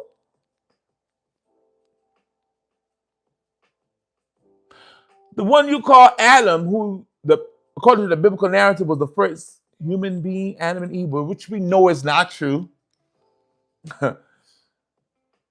We've been here thousands and thousands and thousands and eons of years before anyone called an Adam or Eve. So let's make that clear. Greetings, Apostle Essence Evolved. Good to see you. Hope you're doing well. So we've already been here. So what about those before Adam and Eve even came into existence? Are they in hell too? Because they didn't accept Jesus as their Lord and Savior? Let's think. Examine these lies that we've been told. Put it under the microscope and interrogate everything. And if it don't hold up under the light of truth and expanded consciousness, ditch it. If it don't line up with your ancestral wisdom, ditch it. If your ancestors didn't come up with it, ditch it. Because it's meant for your harm, not for your good. See, every tradition holds a piece of the greater mastery.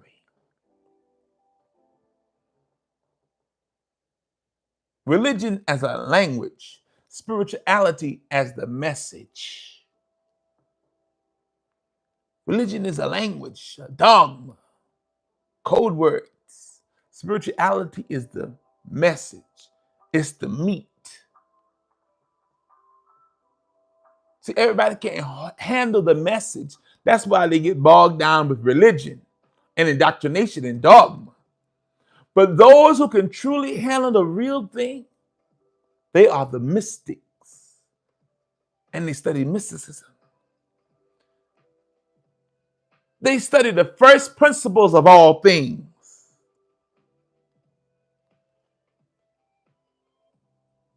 So I want to give you an affirmation. Affirm this with me. Repeat this after me. I honor the sacredness of the path that awakens the divine in me. Come on, let's affirm that again. I honor the sacredness of the path that awakens the divine in me. Amen. And I'll share. Thank you for sharing the live, everybody. Everybody that's on here, YouTube and TikTok, do us a favor. Tap the screen. Press those hearts. Tap, tap, tap, tap to the confetti sprinkles all over the place. Tap the screen, and I want you to share this live to several people that you know could use a spiritual awakening that is on the path to awakening to the divine within them.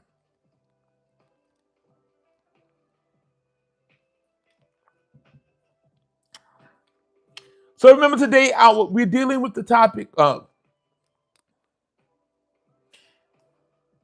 our main topic was, it's the spiritual elitism for me. While every path to the divine deserves respect. Dealing with decolonizing salvation and reclaiming the sacredness in every tradition. So we're trying to expose the spiritual ignorance embedded in colonized religious thinking, to dismantle the savior complex, and to affirm that all spiritual paths, when rooted in love, in truth, and inner work, are sacred tools for the awakening the divine within.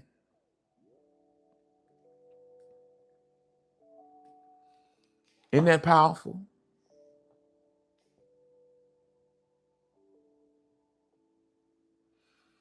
Now we're going to talk about the sacredness of the path. We're going to talk about the gatekeepers of elitism. Thank you for the follow, Alan Jones. We're going to now begin to talk about the gatekeepers of elitism, because they are gatekeepers. These are the people that make sure you don't expand and elevate into your consciousness.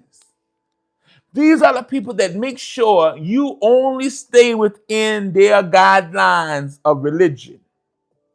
These are the people that make sure you only believe in what they indoctrinate in you, that they program you to believe, and you don't go outside of that. Those are what we call gatekeepers of elitism.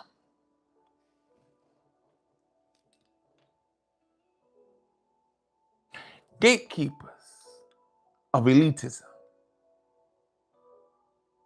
Let's talk about it.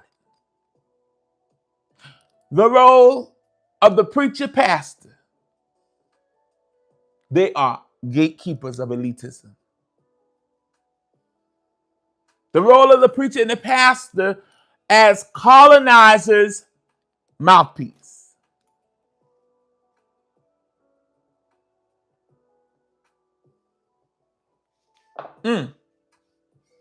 Grand Rising, Alan Jones. Peace, love, and light. So the role of the preacher and pastor as the colonizer's mouthpiece. They are only speaking what the colonizers put in their mouth. It is the same thing that was going on the plantation, that certain black men were handpicked to be preachers. And the colonizer, say master, and the white preacher selected certain verbiages and certain scriptures for the black people to preach to the black people, to keep them docile, to keep them obedient, to keep them in check. Did you know that? And many of the preachers today are doing the same thing. They're keeping you in check. They're making sure that you stay in the colonial system, that you will continually be having a colonized mind.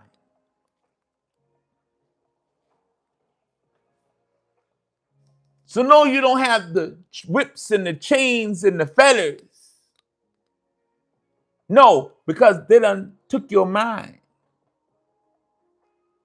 So they don't have no need. They made us dependent upon them. There's no need for shackles anymore in the physical, because the shackles that they left on us in our minds has transferred all the way down through generations.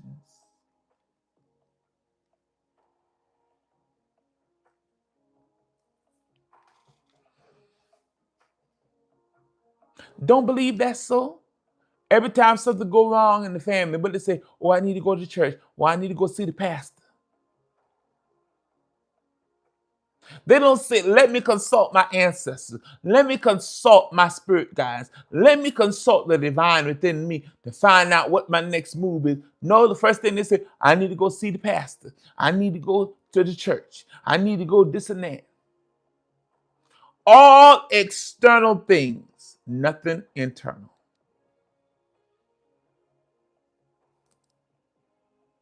Think about that.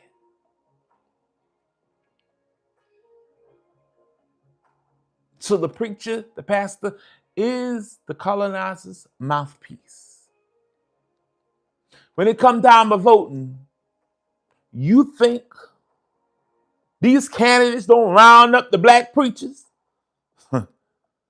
give them incentives, and they come back preaching who to vote for, who not to vote for? Why would a divine creator tell somebody, why would they meddle in politics? Why would a divine creator meddle in politics? Answer that. But these people say, oh, this candidate, this is God's hand is on this candidate. Honey, God's hand ain't nothing on the American government at all. Because if God's hand was on it, they would not be doing what they're doing to black and brown and marginalized groups.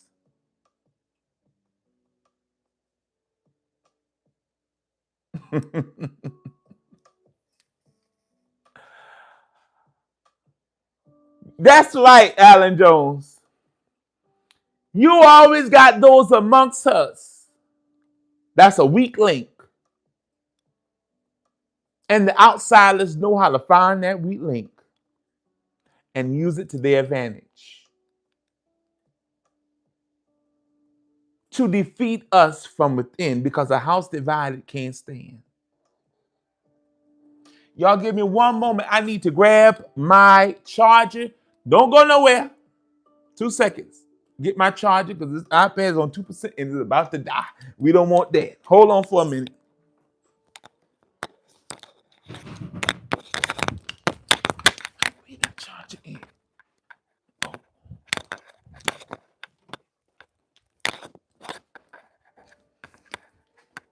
Okay, there we are.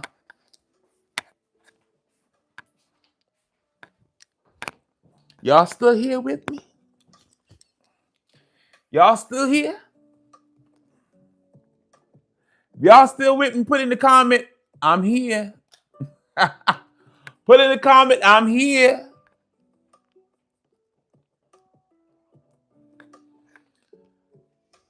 All right. See over here, I got a whole stand full of books.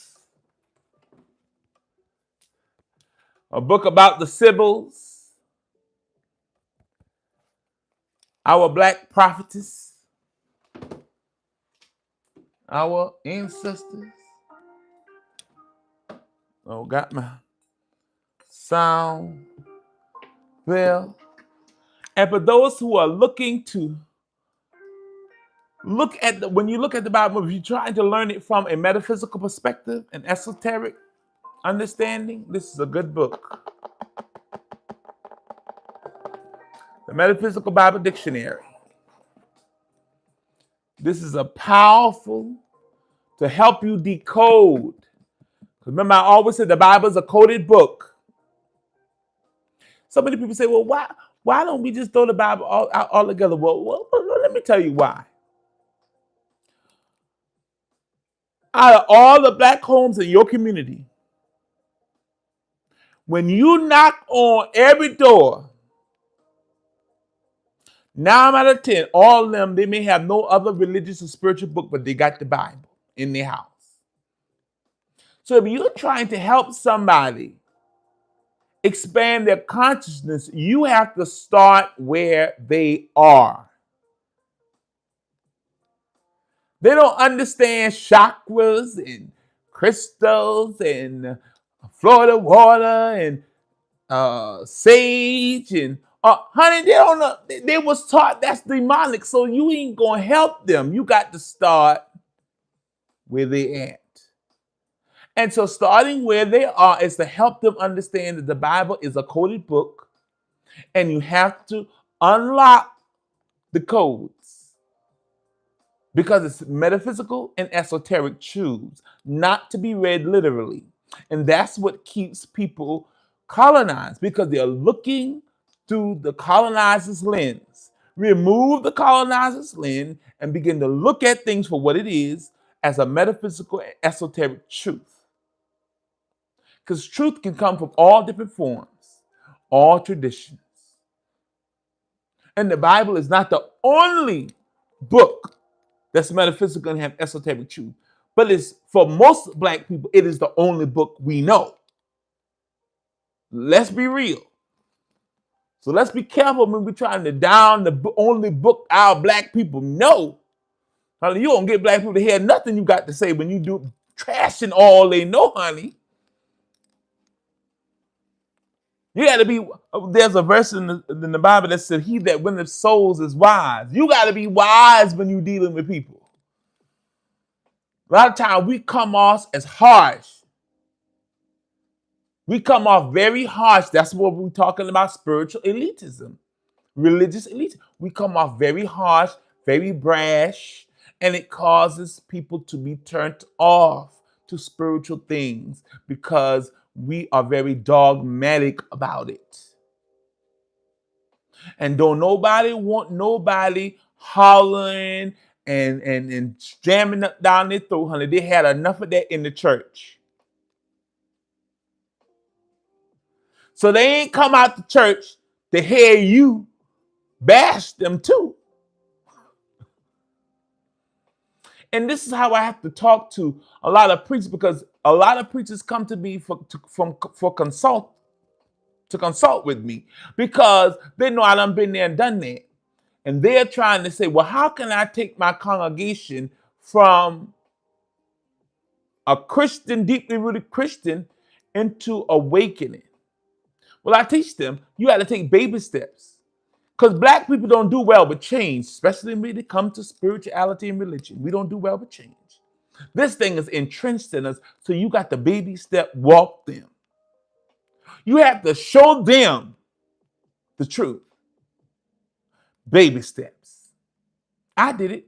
I took a complete Baptist church and a Sunday going Pentecostal holiness church. I turned them both into a spiritually awakened, conscious community. How was I able to do that? I took step by step. The first thing I had to do was show them that the whole Jesus bit, how it was created, how the letter J. I had to prove it to them. I had to purchase a 1611 King James Bible and show them. They're always talking about a 1611 King James Bible. Well, honey, I got an original 1611 King James Bible and showed it to them, where the J was nowhere in there. So when you put a hole in that, well, his name wasn't Jesus. Well, what could his name have been? Then when we begin to break down the Immaculate Conception, there is no such thing. Mary, his mother, was not a virgin. Not in a virgin in what we see in the Western way. She was a virgin as if she's only been with her spouse. Not passed around with everybody else. That this man you call Jesus, which is Yeshua, had a mother and had a father. Ain't no spirit impregnate her, honey, with no sperm. Come on now, that don't work. That's fantasies, fairy tales. That's mythology. Somebody getting pregnant without sperm is mythology, honey. Can we all agree on that? If we all can agree, let me know in the comments. Are we all on the same page? That's mythology. Ain't nobody gave birth into the world without sperm. Come on, let's be real. So I had to show them it was a myth. Mary did have sperm from her husband. Jesus had a father and a mother. The whole Trinity concept comes from the Holy Family, the mother, the father, the son, children. Horus, Isis, Heru, Aset, Asar, Heru, the Holy Mother Family. They got that from Kemet. The Virgin Mother story came from Aset, erecting her husband, putting his body back together because he died before she was able to get pregnant. This is where they got the virgin birth story. The virgin birth story pre-existed Jesus, pre-existed Rome, pre-existed Christianity. See, in order to get to the truth, you got to read more than just the Bible, honey.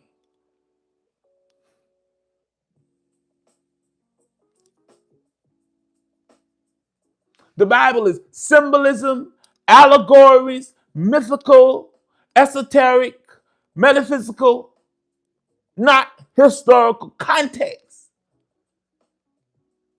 And you believe the Bible is history, honey. It ain't.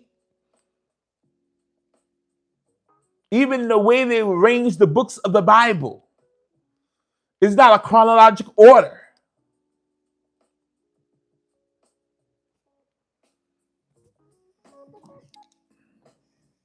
Yes, it can be a toss-up sometimes. Sometimes they want to say it's mystical. Others know it should be literal.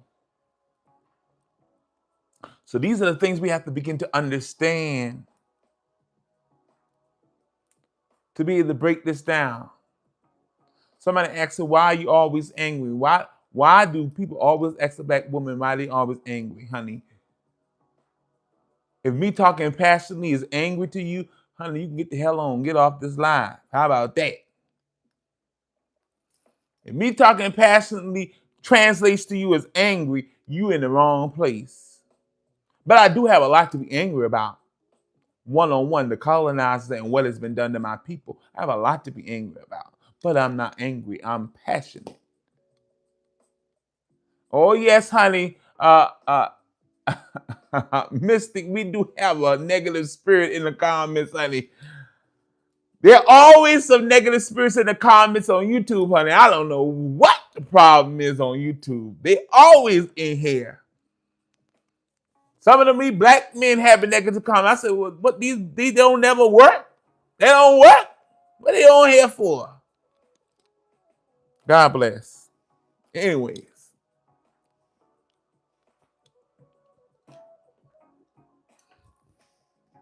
Honey, ascension, honey, you know. When they got a colonized mind, honey, everything is angry to them. All they understand is white women tears. That's all they understand is white women tears. They don't understand nothing else.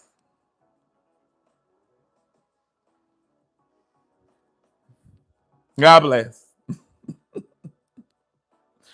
But we're still dealing with the topic of the gatekeepers of elitism, the role of the preacher, the pastor. That's right. We're not supposed to have voices, honey. Not supposed to express ourselves. We're supposed to be seen and not heard. But even patriarchy is a product. Thank you for the roses, darling. Patriarchy is a product of colonization.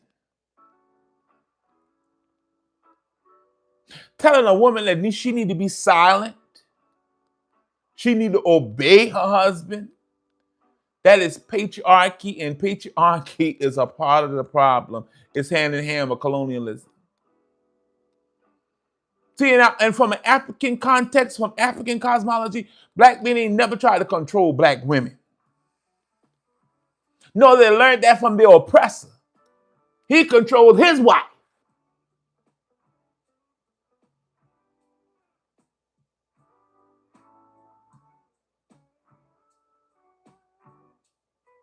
The one who got away, you something else. It's an accusation club dude about the white woman. Woo! So yes, white supremacy and patriarchy, colonization are all one in hand in hand. Yes, they told the slaves to obey their masters, told the women to shut up and obey their man. But that's Europeans, white people. That's their stuff. That is not a black thing. That is not a melanated thing. Our black men were not trying to control our women because the women were the spiritual leaders. They were they're the portals. Women are the portals to spirit. And if black men really would leave their colonizers' ways alone and understand their indigenous ways, they will understand that the woman you're sleeping with every night is a portal. And if you learn to treat your portal right, your life will be wonderful. But because black men have learned from their oppressors, they have missed out on their divine counterparts. They've missed out because they're trying to treat the black woman like the white woman, honey, who is inferior to the divine mother. The black woman is the white woman's mother. Well, y'all should be tapping that screen. Y'all should be in this comments with this. The black woman is the mother of the white woman. The black mother is the mother of all that lives. That's why anytime a white man or white woman is disrespecting a black woman, I don't care what it is, you should not allow it because she is their mother. I don't care if the black woman was in the wrong. You shouldn't allow nobody to disrespect your black woman because she is the mother.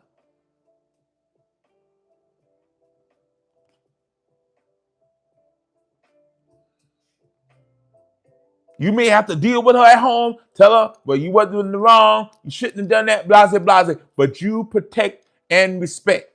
Protect and respect. The white man will disrespect his woman, but he will protect her. But the black man today,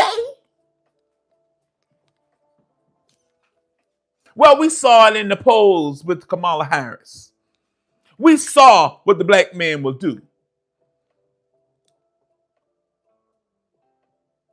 And many of them did not stand and protect her. Many of them did not vote for her. They did not support her because the colonizer, the oppressor, told him not to. And so he followed Massa's orders. But if they ever get their manhood back and stand up for their own people, things would change. Now, I know somebody may not like that, but I don't give a damn. You don't have to like it. It's my mouth. And I'm going to speak as an oracle of the divine and say what needs to be said. You can say anything you want about me. But it's when we return to the respect for our black women is when we are going to ascend. Because it is not God the Father, it's God the Mother.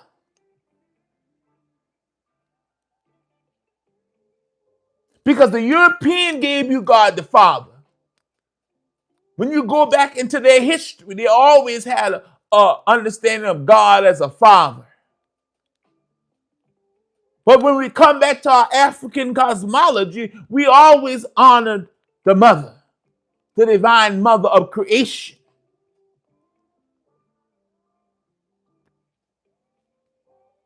Oh, come on, Ascension.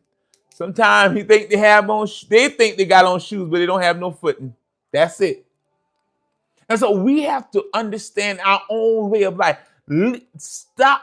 Your mind has been tampered with, honey. I don't know how many times I got to say your mind has been tampered with, and you have a colonized view of the world. You have to come back to your African cosmology. African cosmology deals with the way of the Africans, the way we view things, our worldview, the way we do things, the way we see the world. That's right. Jealousy and envy, we learned that from the oppressor. There was nothing to be jealous about. Even the way we view marriage is from a European lens. Think about romance and, oh, it's so lovely, honey. You watching the stories, honey. You're watching soap operas. That's not real life, baby. Soap operas is not real life.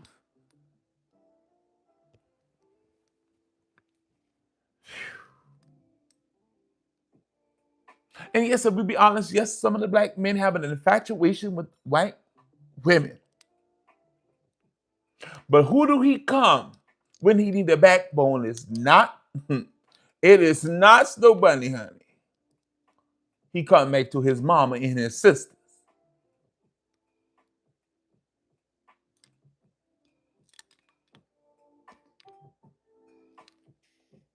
Okay.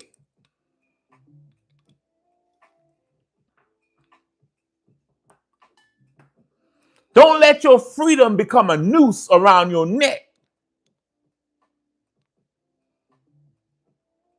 You free to date and be with whoever you want to, but don't let that be a noose around your neck that gets you swinging. If you know, you know. Because guess what? You ain't think about a prenup. You ain't think about securing your assets for your lineage and your family. Honey, because when divorce happens, they're going to get a good lawyer. And guess what? They're going to take you for all you got, buddy. Every time. Most sisters just want you to take care of your children. Be present in your children's life. Let me say this while I'm on the topic.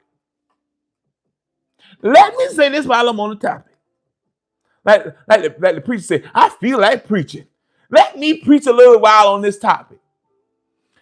To any man that will hear this now, that's on this live, or will watch the replay. That's right. Don't let freedom become a noose. Because it will be if you're unchecked. If your boundary is not in check, it will become a noose and you'll be swinging, honey. And it won't be from a tree this time. Let me say that any man, I sent to you something else. Any man who has children and he is not with the mother of his children's mother, and you go and be with somebody else, you better make sure that woman or whoever you with understands you have already a prior responsibility, and your children will not take a back seat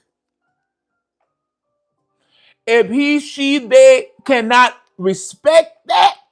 Let them keep walking. I'm gonna say it again.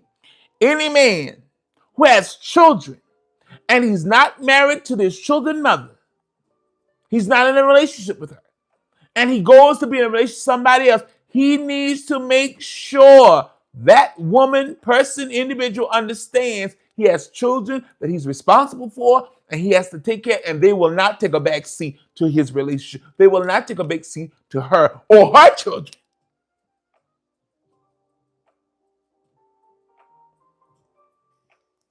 If you don't do that, you're going to make a biggest mistake of your life. Many men marry another woman, not their children's mother, and will not take care of the responsibility. And then the women that's on this live who find yourself in this position, I want you to rethink your position. If women on this live are thinking about marrying a man or being entangled with a man who has children, I want you to hear me when I say, if you are marrying someone who has children, make sure you can handle being a part of that responsibility. Because when you marry, you are marrying that responsibility too. Okay, the one who got over, you know what I'm talking about. You're not going to ask him to sacrifice his relationship with his children for anything. Because you know he ain't worth a damn anyway if he won't take care of his kids. I'm going to say it again, that man ain't worth a damn if he won't take care of his kids, honey. What you want with him if he can't take care of his responsibility? Brothers, if she won't take care of responsibility with her women, her children, you don't need her, honey. If she's not willing to be a mother and put that first behind humping your behind, you shouldn't want her either.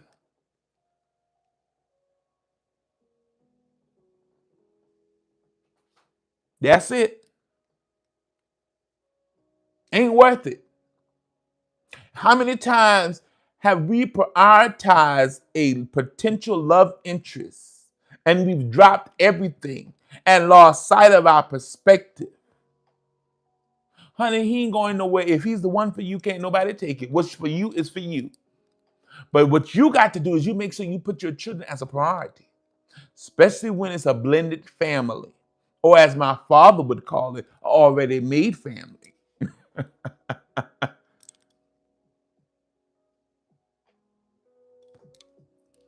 When you come into an already made family, or what we see in modern terms, a blended family, there's a lot that's going to go with that, and you have to be ready to take on those responsibilities. It's no more, they're not my kids, those his kids, those her kids. No, these are our kids. And when it's our kids, all y'all being treated with love and respect as our kids. So when it's time for discipline, all y'all behind gonna get disciplined across the board like it's supposed to. It's not gonna be no favoritism. It's not gonna, I'm gonna treat my loins, those that I gave my birth children, better than I treat the children to who you married. Because that ideology is a European way of thinking. It's not an African cosmology. It's not an African way of thinking. When we marry, we know we're marrying a village.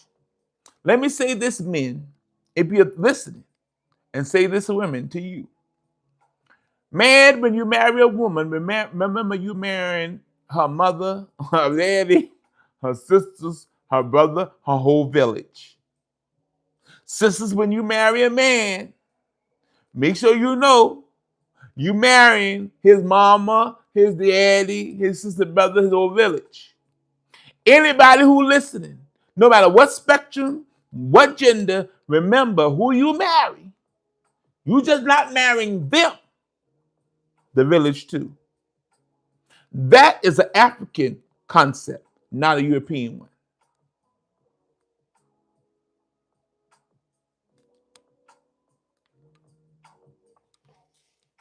And a lot of times we marry with a European understanding of marriage, not an African one. Pay close attention who you decide to mate with, because that will have a powerful impact on the destiny of your life. Be careful who you decide to be at one with. I ain't worried about what the courthouse people say. Because from an African perspective, of course, courthouse people don't make a marriage, baby. That's right. Nuclear family is not, that is not our culture. The village. Oh yes, blood tests and everything for me. A whole lot of things that we should be doing before marriage that we're not taught. Taking somebody's word, honey, that they ain't got nothing. Honey, show me the test. Show me your my chart, baby. I want to see your my chart. Don't tell me you don't got nothing. Let your my chart speak for itself. I've been in the healthcare field and nursing all my life. I can read the my chart. What does your my chart say? Hello. I don't care nothing about what you saying you ain't got. Let me see the my chart. I'll tell you. Be done marry somebody that got something, honey, that you can't get rid of, and they took away your choice to make a decision whether you was going to stay and play or go about your way. But it's because we've come so far away from our African identity and our way of life, our culture, that we've absorbed into another nationality, another people, and their way of thinking, another culture. Well, they ain't got no culture. To be honest, they ain't got no culture. So we lost our culture.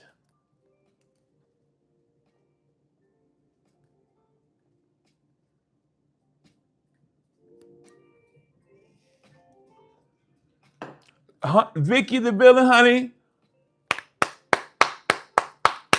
Good for you. They don't want to be tested. Get the hell on, honey. God bless you. Don't let the door hit you with the good Lord split you. Because I'm not going to let a moment of gratification, because that's all that lasts is a moment, honey. Rather it was 3-minute man, 10 minutes, and 20 an hour. It's only a moment in a spectrum of time for the rest of your life. They don't want to get tested. Red flags, hard stop, hard pass.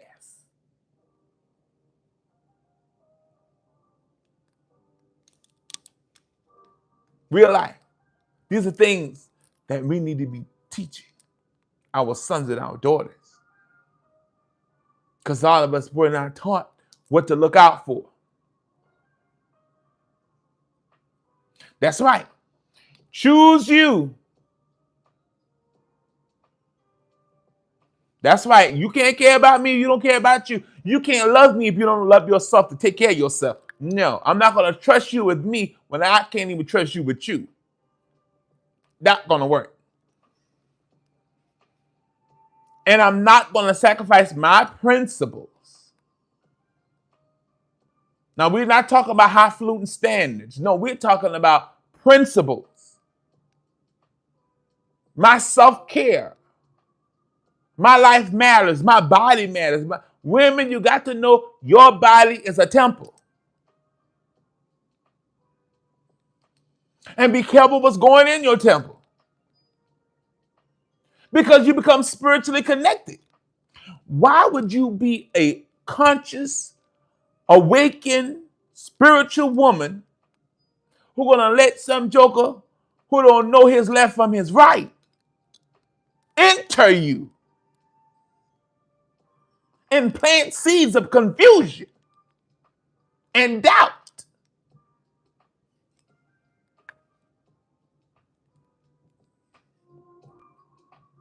Men, why would you be an awakened soul, a man of vision, spiritual, and you're going to mate with a woman who don't have a clue? She don't know what taking a spiritual bath is. She don't know how to keep your home protected.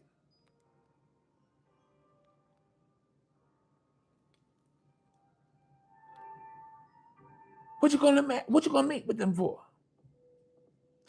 When the church used the saying, "Don't be unequally yoked," honey. When you take that metaphysically and esoterically, you understand that, honey, unequally yoked meaning we are not of the same path, and that's going to be a problem, honey.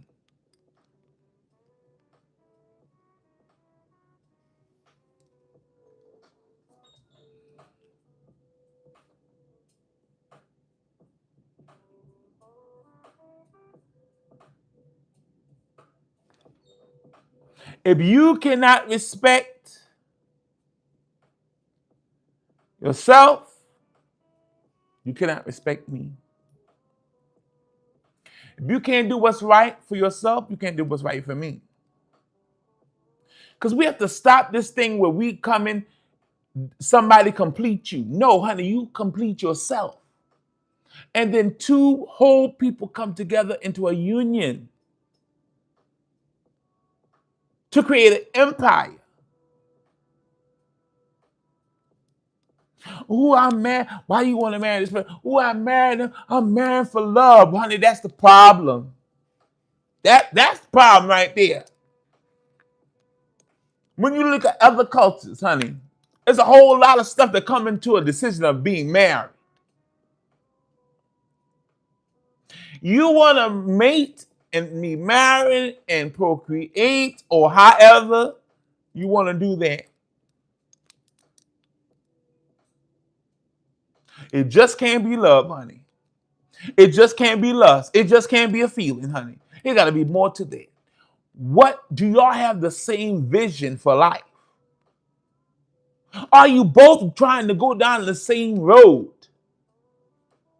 Are you compatible spiritually? What kind of legacy you both are trying to create together to leave? Sister, you need to know what spiritual lineage that brother come from.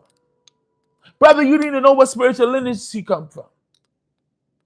Anybody, everybody, no matter what your gender, what your preferences are, you need to know who you deciding to be a partner with, what line they come from. You need to learn about what things are in their past, in their history.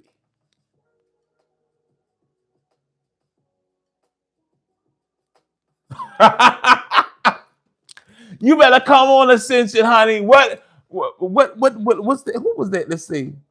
What love got to do with it? Suck your hand in motion, honey. What it got to do with the tea in China? That's it. I love food, but I ain't just eating anything, honey. Got to be careful. Just can't just marry anything. Got to be careful.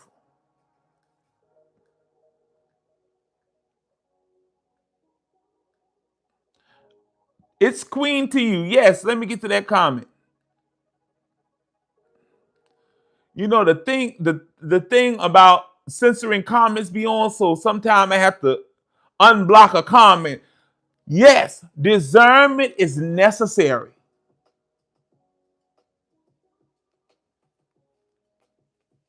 A lot of times we don't pay attention to the signs. Use your spiritual discernment when you're choosing your friends and your mates. Anybody you trying to go into a relationship, but you need to use your spiritual discernment. Your divine intuition. If it's saying, don't do it. Learn to trust yourself. That's one thing we colonized religion have caused us to shut down our own intuition, shut down our inner knowing, shut down your spiritual guidance system.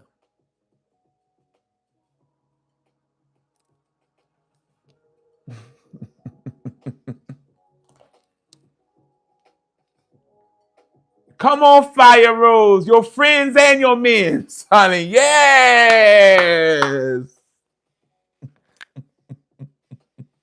Oh, here it is. I was looking for it.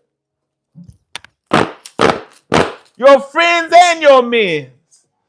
Honey, use your understanding, your discernment. Thank you. I wanted to do something different. I love red. Red is my color. And so I went and got them done again with the same red. I said, I want the unk. I said, I want to do a little something different. And honey, I had the unk on my leg. I said, just like this, honey. She did it perfectly. I was so ecstatic. Thank you so much. So you got to use your discernment. Know who you're laying with. Know who you're sleeping with. Know who you are trying to create a family with. Because yes, you're going to have to deal with that mother, honey. Yes. You got to deal with their daddy. You got to deal with their sisters and brothers. Can you live with that? If he's a mama's boy and those boundaries aren't in check, can you live with that, honey?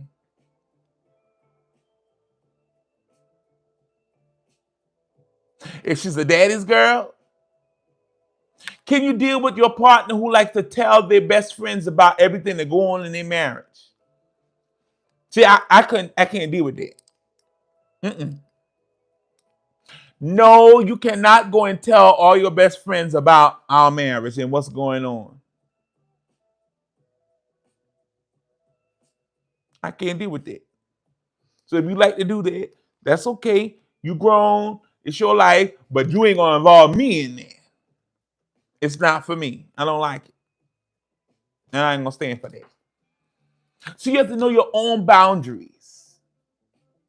What works for you? A lot of times we're trying to build a family, a lineage, coming together when you don't even know you all the way, let alone trying to get to know somebody else.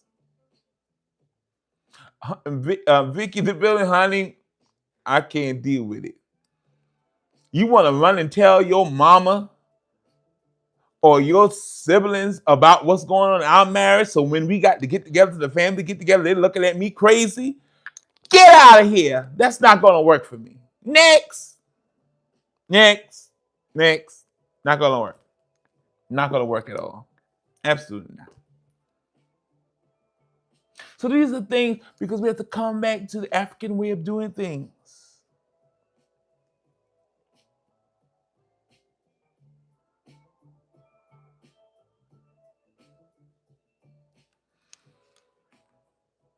Yes, next and to the left. Yes, usually negative, but quiet on the positive. See, one thing about my mother, a blessed memory. I don't care what I had going on. I went to talk to my mother because she was a different breed, honey. My mother taught me young, keep your family out your marriage and you'll be fine. Keep them out your marriage, because when you let them in your marriage, you'll never get them out.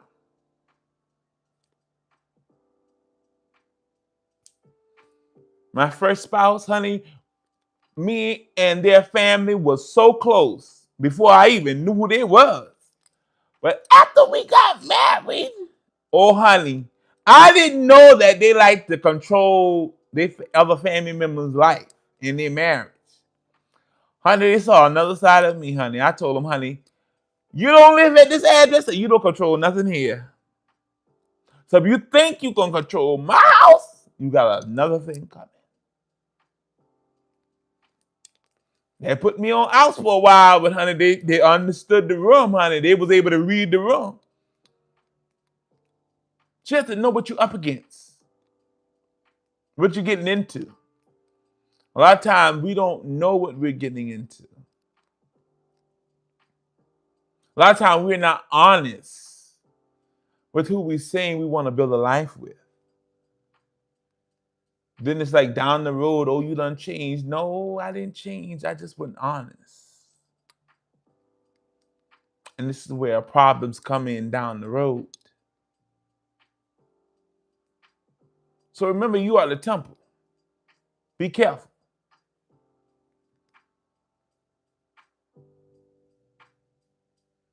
Spiritual gatekeeping.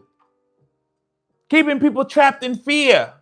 These are all a part of the colonized ways. Keeping people trapped in fear. That's it. Instead of eyes wide open, they going into stuff eyes wide shut. They ain't see nothing. They said, honey, I said this to my grandfather. Because he had gotten married again, honey. And it was he married the wrong one, honey. It was a disaster. You know what I told him in private? I said, they said love is blind, but damn, I ain't know it was this blind. Woo! I told my granddaddy that one day I was taking him for a walk down the path of the house outside from his wife, and I said, honey, they said love is blind, but damn, I didn't know it was this blind. How the hell you ain't? My grandfather was a prophet, he was a seer. So I could understand how he couldn't see this coming, honey. I mean, my grandfather could see through muddy waters. He could tell you 10 years from now what was going to happen in your life with precision and detail. I mean, he could take you back 20 years of your life and tell you, I mean, what you was wearing, what day, what time. I mean, so I couldn't imagine. How could you not see this woman was a wolf in sheep clothing? It's because you turned off and you close your eyes and you look the other way. That's why it says he chose to close his eye. And that's the problem. A lot of times we choose to close our eyes, look the other way. Oh, it's going to be okay. Or I can change it. Honey, you can't. We got an old saying from back home. The ancestors used to say, the mama done changed the diaper. Ain't nothing you can do. In other words, what that proverb means, they are grown. You cannot change a grown individual. So you think you're gonna marry them and change them, honey? You in for a rude awakening, because it ain't gonna happen. If anybody gonna change, you gonna end up changing. You can't make nobody change.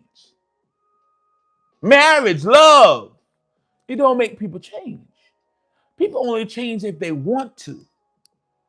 They could pretend to change in front of you, but it's just pretense. It ain't really change. Because it got to come from within when you really change. And trying to beg somebody to change is not going to make it work. Because it's going to make them end up resenting you. Because it's like you don't love them as they are. So you have to be sure that you can live with them as they are. If you can't, I don't care how right it feels. I don't care how much you love them. If you love them so much, walk away. Shalom, McKnight. Good to see you, brother. Know how to just walk away. You even have the pulpits that demonize other paths of modern day slave plantations.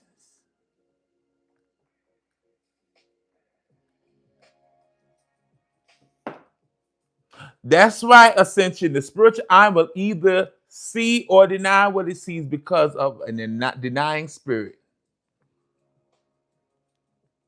We want to deny what we see. We want to act like we didn't see what we see. Yes, your spirit showed you what you saw.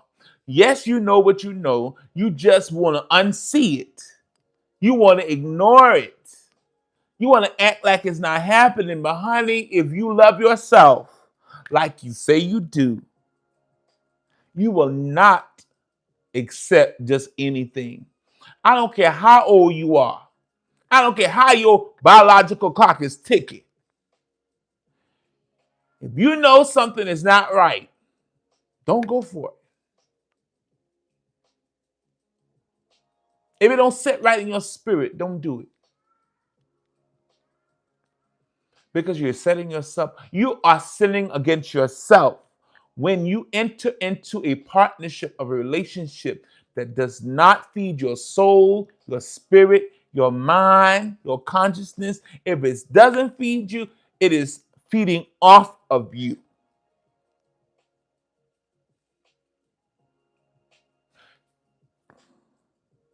Come on. I love that self-awareness is queen to you. You don't need a cosigner, honey. You don't need a cosigner. You don't need nobody to co-sign on what spirit showed you. You don't need nobody to agree with what spirit showed you if it don't sit right in your spirit. Don't let nobody talk you out of it, gaslight you into second guessing yourself, honey. If you know what you know, and you know it ain't right for you. I don't care how much they promise you the moon in the world, honey. How you gonna promise somebody? I used to always teach that back home. How you gonna promise somebody the moon and the stars, and you can't even take them to McDonald's and order something off, not on the dollar menu, just a whole meal? You can't even do that, but yet you want to promise somebody the stars, the moon, and the sky. You look crazy. You sound even crazier.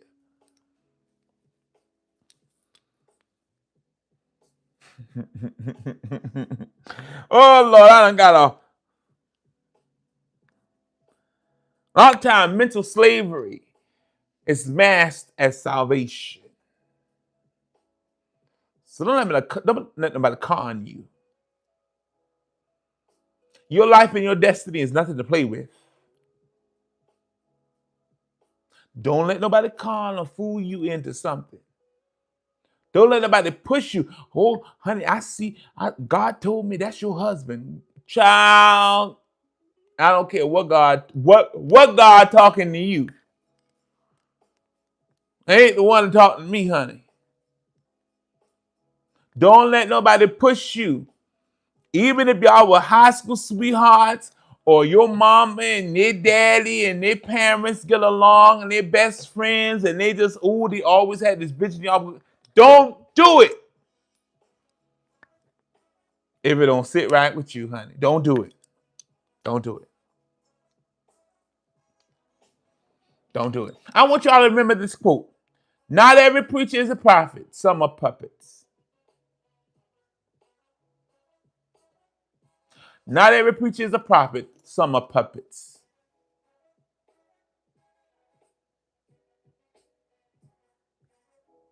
A lot of times we got to break those old habits, honey, that we have.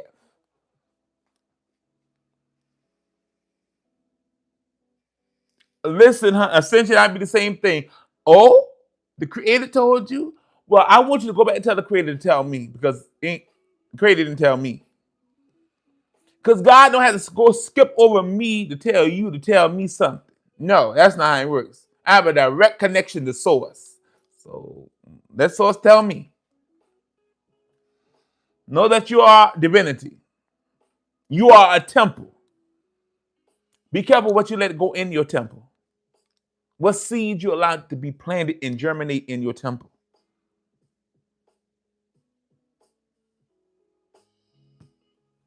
Divinity is not found in religion. It's found in your remembrance of who you are and your lineage. You don't need a conversation. You need connection. You don't need a conversation with the pastor in the pastor's office. Honey, you need a connection with the divine that's within you. You don't need nobody's prayer line, honey. What you need is a divine connection within yourself to your ancestral lineage, to your spirit guide.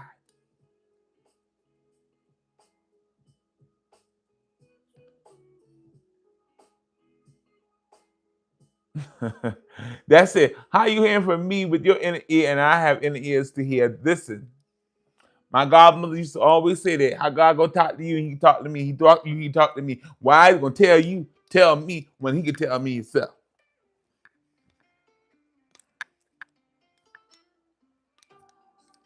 So we got to get out of this believing somehow. Oh, they got a word for honey.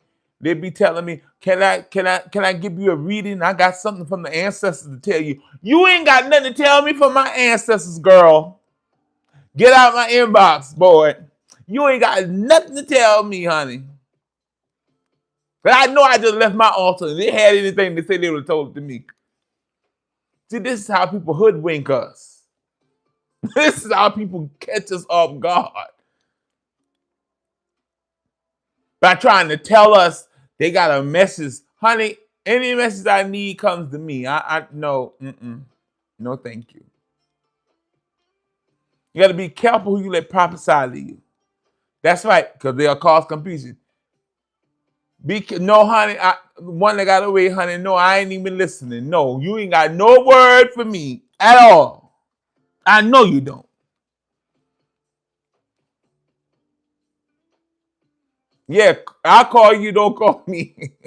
You don't got no word for me, honey, because I can see in the spirit you all confused about your own identity. Oh, you're confused about who you are. So how you got a word for me? I can see confusion written on your forehead.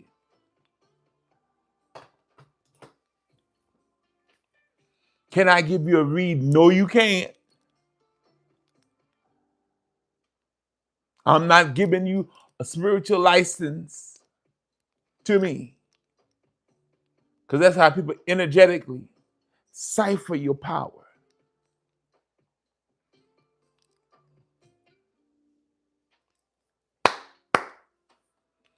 See, liberation comes through inner awakening, not outer allegiance. It don't matter what your allegiance to. Liberation don't come that way. The goal is not to become a Christian. It's to become conscious. Because the Christ is within you. So why do you need to become a Christian?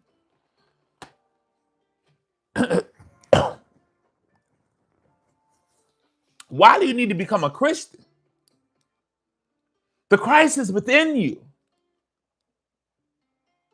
It's in your consciousness. You don't need to become a Christian or any other religion. You need to become you. To become who you authentically are called to become. That's who you need to become.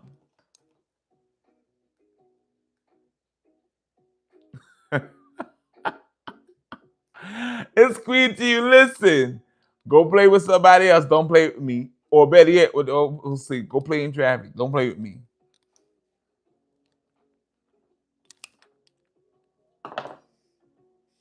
What was that song I heard some black creator make? That song, try Jesus, not me, because I throw hands. Oh! Honey, when I heard that, honey, that was on repeat for a long time. Try Jesus, not me, because I'll throw hands. See, a lot of people think because you're spiritual, honey, you won't gather them. Hello. I will gather you, honey, spiritual or not.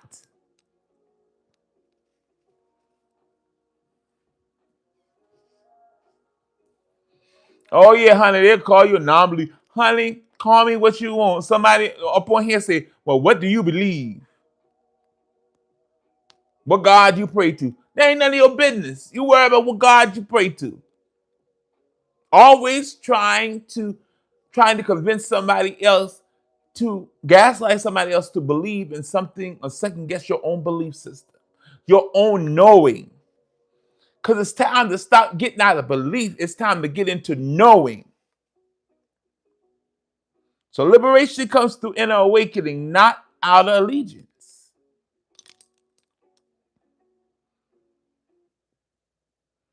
So I want to give you some affirmations. I didn't give a lot today, but I'm going to give you a few affirmations that will help seal this message today, this teaching in your soul. I want you to say, my soul is not for sale. Come on. Say that. Affirm that to yourself. My soul is not for sale. My soul is not for sale. My path is sacred, even if it's different. My path might be your path might be my path. Our path might not be other people's path. But my path is sacred, even if it's different.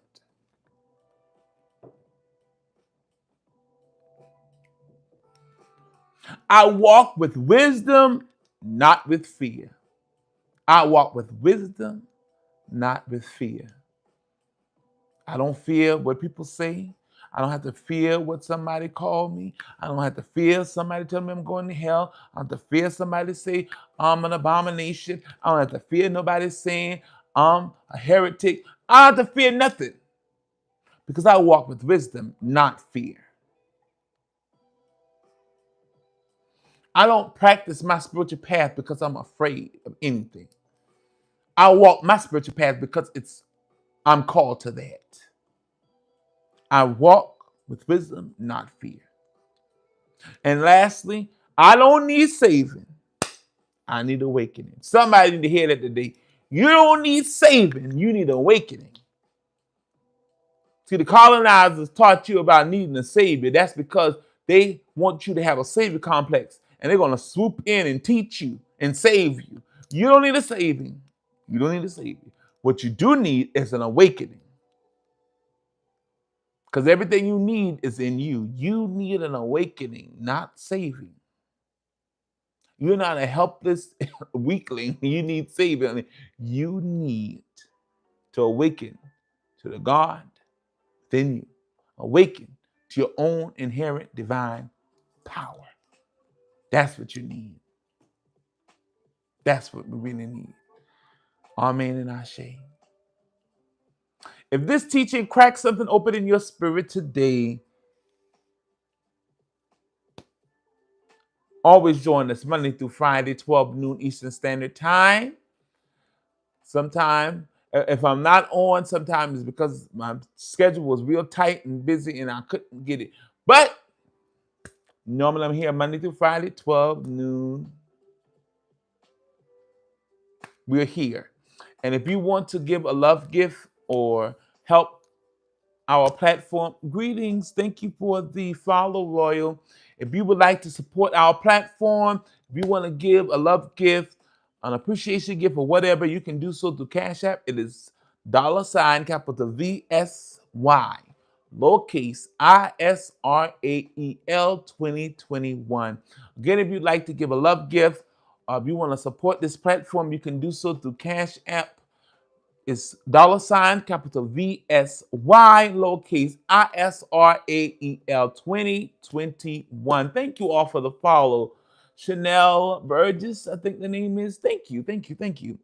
Again, if you want to give a financial financial contribution, not greeting, financial contribution, you can do so through Cash App. It is capital VSY, lowercase ISRAEL 2021. And always, if I said it too fast, it's always in the bio, or it's on each video, it's in the corner, and normally in the left corner. So it's on the flyers and everything if you want to get. If you want to give through Zelle, you can inbox me and I'll get you the information if you want to give through Zelle. We appreciate all that you give.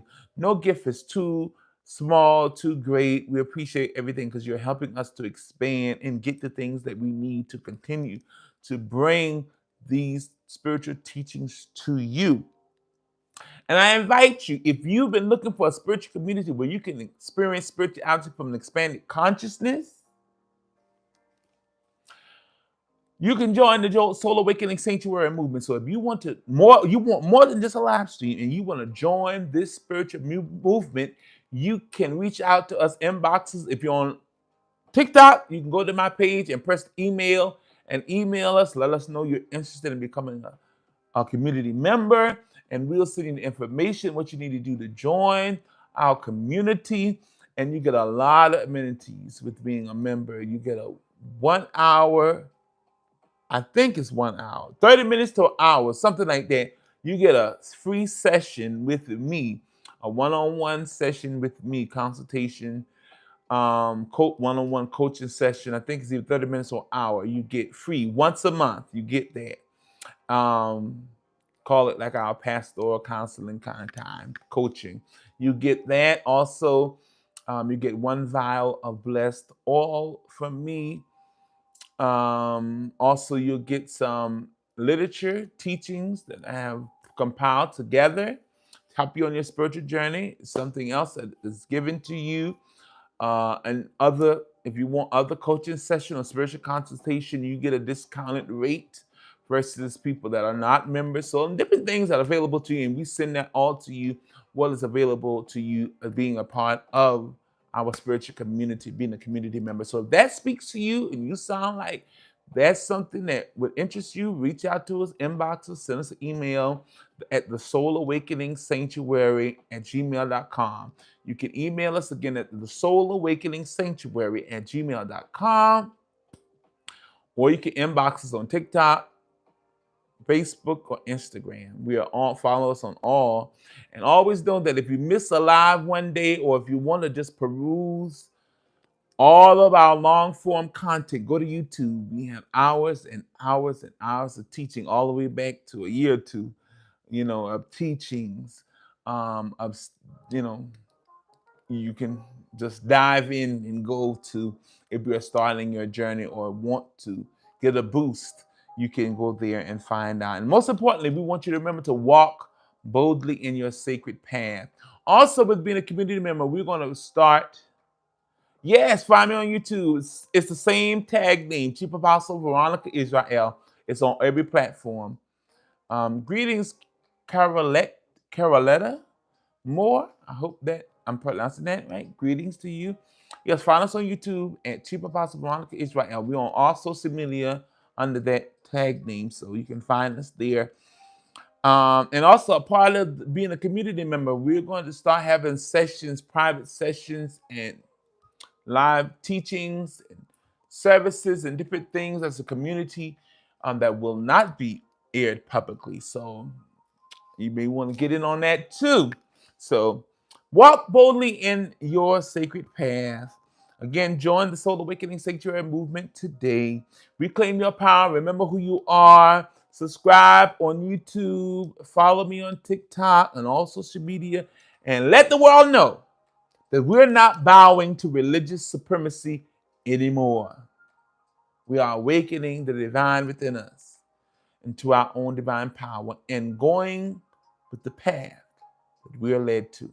Always remember that you're powerful, you're creative, you are the epitome of the divine consciousness that created the universe. You are God in flesh having a human experience.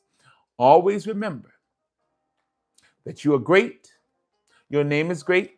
Greatness is on the inside of you, and you will accomplish great things in the earth because you're destined for greatness. Why? Because if it is true that we are created in the image and the likeness of the Creator, that makes you a co-creator with the divine, which makes you a creator in your life. And you create by the thoughts you entertain in your mind and the words in which you speak and your intent and action that follows. You create your life. And so make sure you are careful what you are creating. Always know that I love each and every one of you. And join us tomorrow, 12 noon. We'll be here, hoping to see you there. We love each and every one of you. Until tomorrow, peace be with you. Love you all. Come back tomorrow. We'll be digging in some more. Love you all.